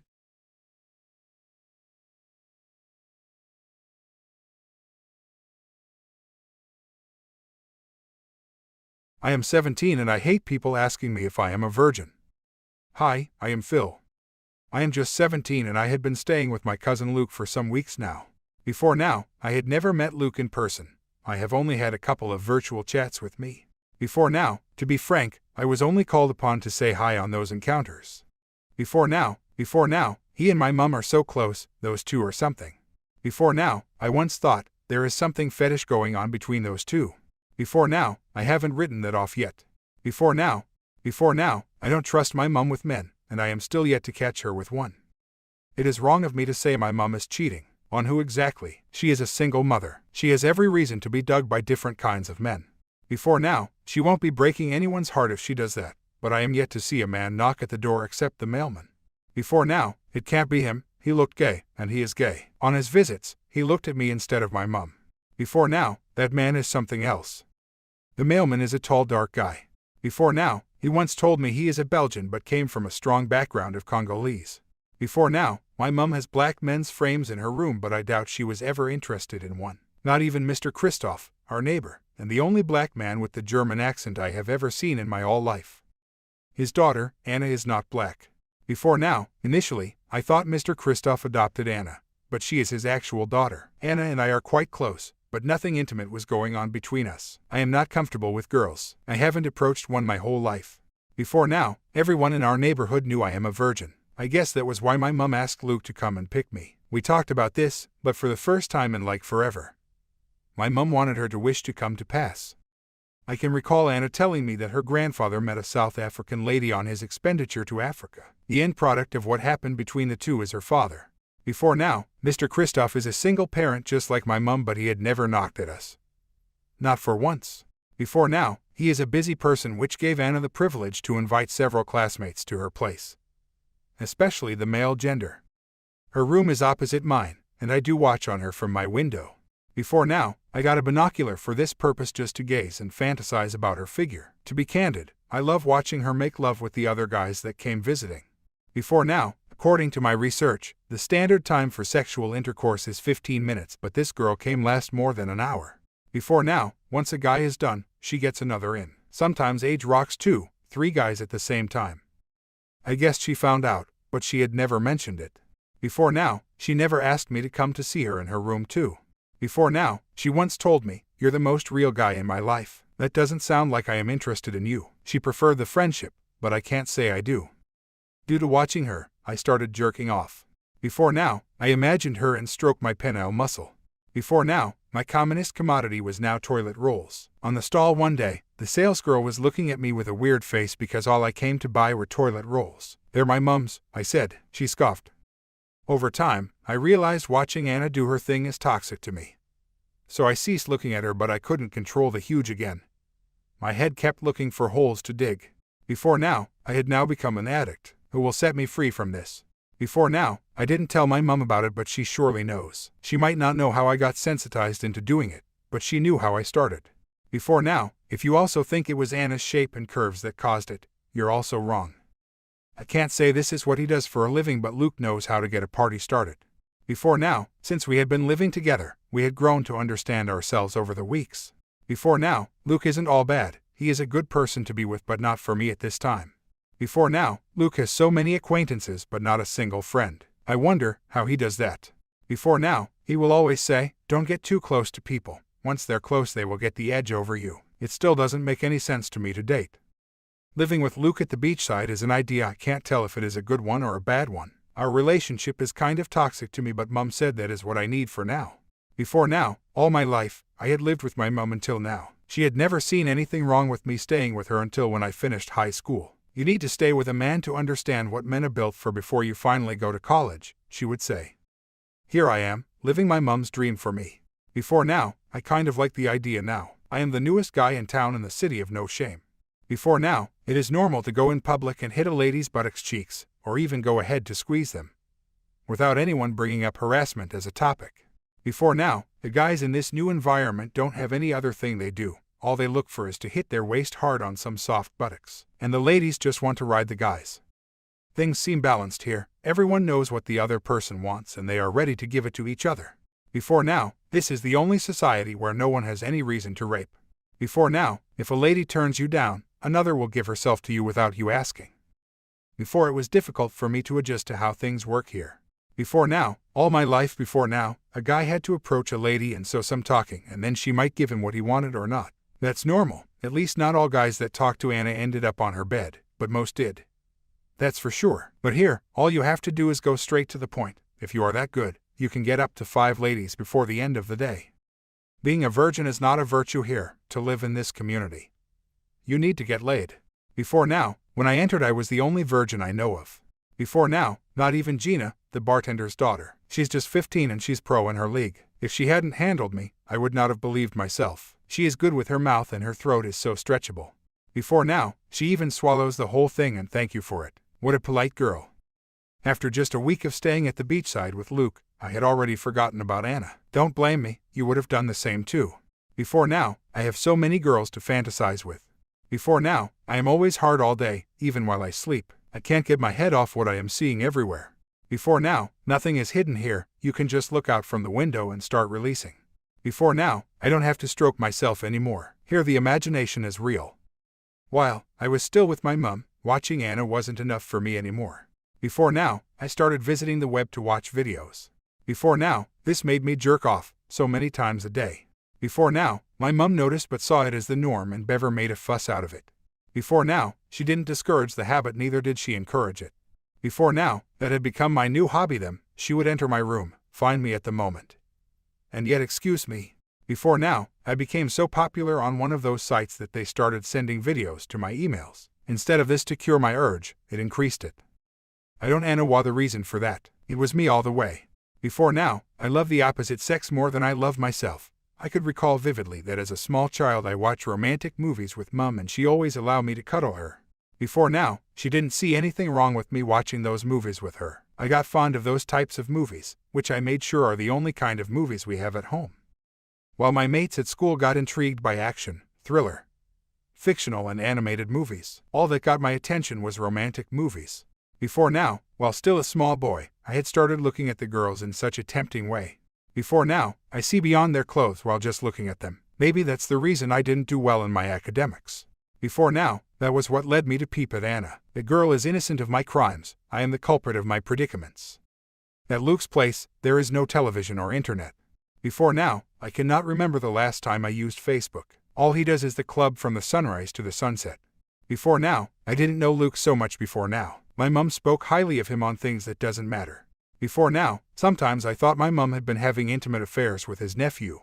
Before now, but this is not feasible either. Luke lives thousands of miles away and Mum never lives home. She is an artist and she had transformed the garage into her workshop. She only goes to the stores to buy groceries. Before now, the other place she visits that often is the art stores to buy her pieces of equipment. To be frank, she's good at what she does and her imagination is wild. Do you remember the frames of the black men painting in her room? Those were his drawing. People love her paintings and she had attracted so many customers for herself. Before now, she is talented, she deserves the credit. Before now, when I was younger I had also had an interest in artistry. Before now, I started drawing with crayons and color sticks. Before now, my mum will frame my little paintings. Funny enough, people bought them, not just young kids like me. But the elderly ones also find them attractive. Now, I am a good painter myself. Before now, I single-handedly made the designs of my high school since I had been in the 8th grade. Before now, I had participated in a few competitions myself and won some medals for myself. I have an online page where I use my creativity for money. Before now, my brain was doing things the right way before Anna stepped into the story. Before now, I am not proud of the day I met her. I left my goal and started chasing after fables. Is she to be blamed? Before now, no, it was all me and I hold myself responsible. I had learned graffiti by the way. Before now, it is more fun painting on the walls with some color sprays. My mum did not buy this idea, since I had changed the whole wall to something else. Most teenagers stop by at our walls to take a few shots. Before now, but this time, my mum was not so proud of me. She said I had a child's imagination. Before now, according to her, paintings don't just depict the painter's imagination. It also describes the painter's mind. Before now, I wonder what my mind looks like. My mum is fond of speaking mysteries. Before now, her idioms looked as if they would make sense but made no sense eventually. Before now, she laughs at me whenever I showed her weird faces. She would say as my mind developed, I would understand them. Before now, these days, when I recall her idioms, I smile, they now make sense. I asked Luke about his girlfriend. Before now, he has not shown me one. Before now, and he had shared the bed with nothing less than 15 ladies since I have been with him. Before now, some had come here more than once. He is terrible, I barely sleep at night and there is nothing to distract me. Before now, no TV and no internet. Since my arrival, all they do here is to party in the afternoon and club at night. Most people come here for holidays. In my few last weeks, I have seen several faces already. Before now, Luke once told me, you might not remember the face but don't forget these two things. 1. The backside, and 2. How you were rocked. Before now, I wonder what that means. Before now, the other few here work around. It is either they work at the beach as instructors or as safeguards or they work in bars, grocery stores, salons, music stores, and other necessities stores. Before now, nothing much happens where outside the holidays. Luke has a great connection with one of the bar owners. Before now, he is not the manager nor the bartender but does all those things and gets paid for it. Before now, he is the symbol of attraction at the bar and almost everybody knows him. Before now, it was as if he has been here his whole life. Before now, I heard he graduated college a year ago. Is he not supposed to be working with a white collar? Before now, I am not a fan of Luke but he is good with ladies, to be frank. When I got to his place, I made it clear that I was asked to come to live with him, so that I can find my path. He laughed scornfully as if I had spit on his face. He told me, you are here to learn how it works in college. How it works in college. He drew a calendar of 30 days with me and told me to summarize my day by drawing out symbols on the space provided. I slept throughout the first few days, then I saw Gina. Before now, she offered to suck me. Before now, I was amazed, what can this little girl do? Before now, she asked me to come to the restroom. I followed, and she gave me my wildest experience until that day. Before now, I had never been sucked before. Before now, but, as far as I can feel it, little Gina is not a novice in the game. Before now, she told me, she keeps numbers and her goal is to reach 1,000 before she graduates high school. Before now, I will soon reach my mark, she told me. Before now, I wonder what number I am on her list. After Gina, I had met several ladies. Before now, I had unbuckled my belt in bed than I had in the restroom. Before now, I am no more the little good boy that I used to be. Things had changed now. Before now, I was trying to regain my interest in art and paintings when Luke showed up, but instead, I have gone wild. I still paint today, even with a greater mind. Before now, but all I paint now are images of women who had gone naked in front of me. Everything has its own ups and downs, but now I could not tell if I am enjoying life or I am wasting my talent. Before now, I do not know right from wrong anymore. Before now, I just wanted to live this life and enjoy every bit of it. Before now, Luke is very good at persuading people to do things they don't plan to. I guess that was the reason he is so close with the bar owner. Before now, he studied psychology in college. He is a good student according to what his parent had told my mum over the phone. Before now, he is not using this knowledge right as far as I am concerned. He is so good at understanding and predicting people, which has won him so much luxury and fame. Before now, to be truthful here, he is not a good mentor. Before now, I had spent more than a month at his place and he has never mentioned anything about his career nor has he said anything concerning mine. What is he doing with his bachelor's degree? Before now, he gets paid for doing things I would do for free and get laid all night. Little did I know that Luke had been conversing with my mum on phone telling him about my progress. Before now, my mum's plan for me is to live it wild before going to college. Why will she do that? She told me herself when she called as she usually does.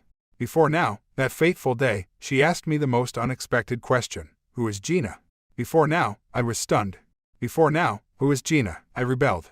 Before now, don't be naughty, she rejoined. Before now, how did you know about Gina?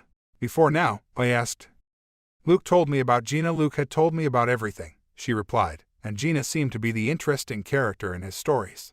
Before now, so Luke was not just giving me tips on how to reach for a girl's panties, he is also updating my mum about the progress I had made.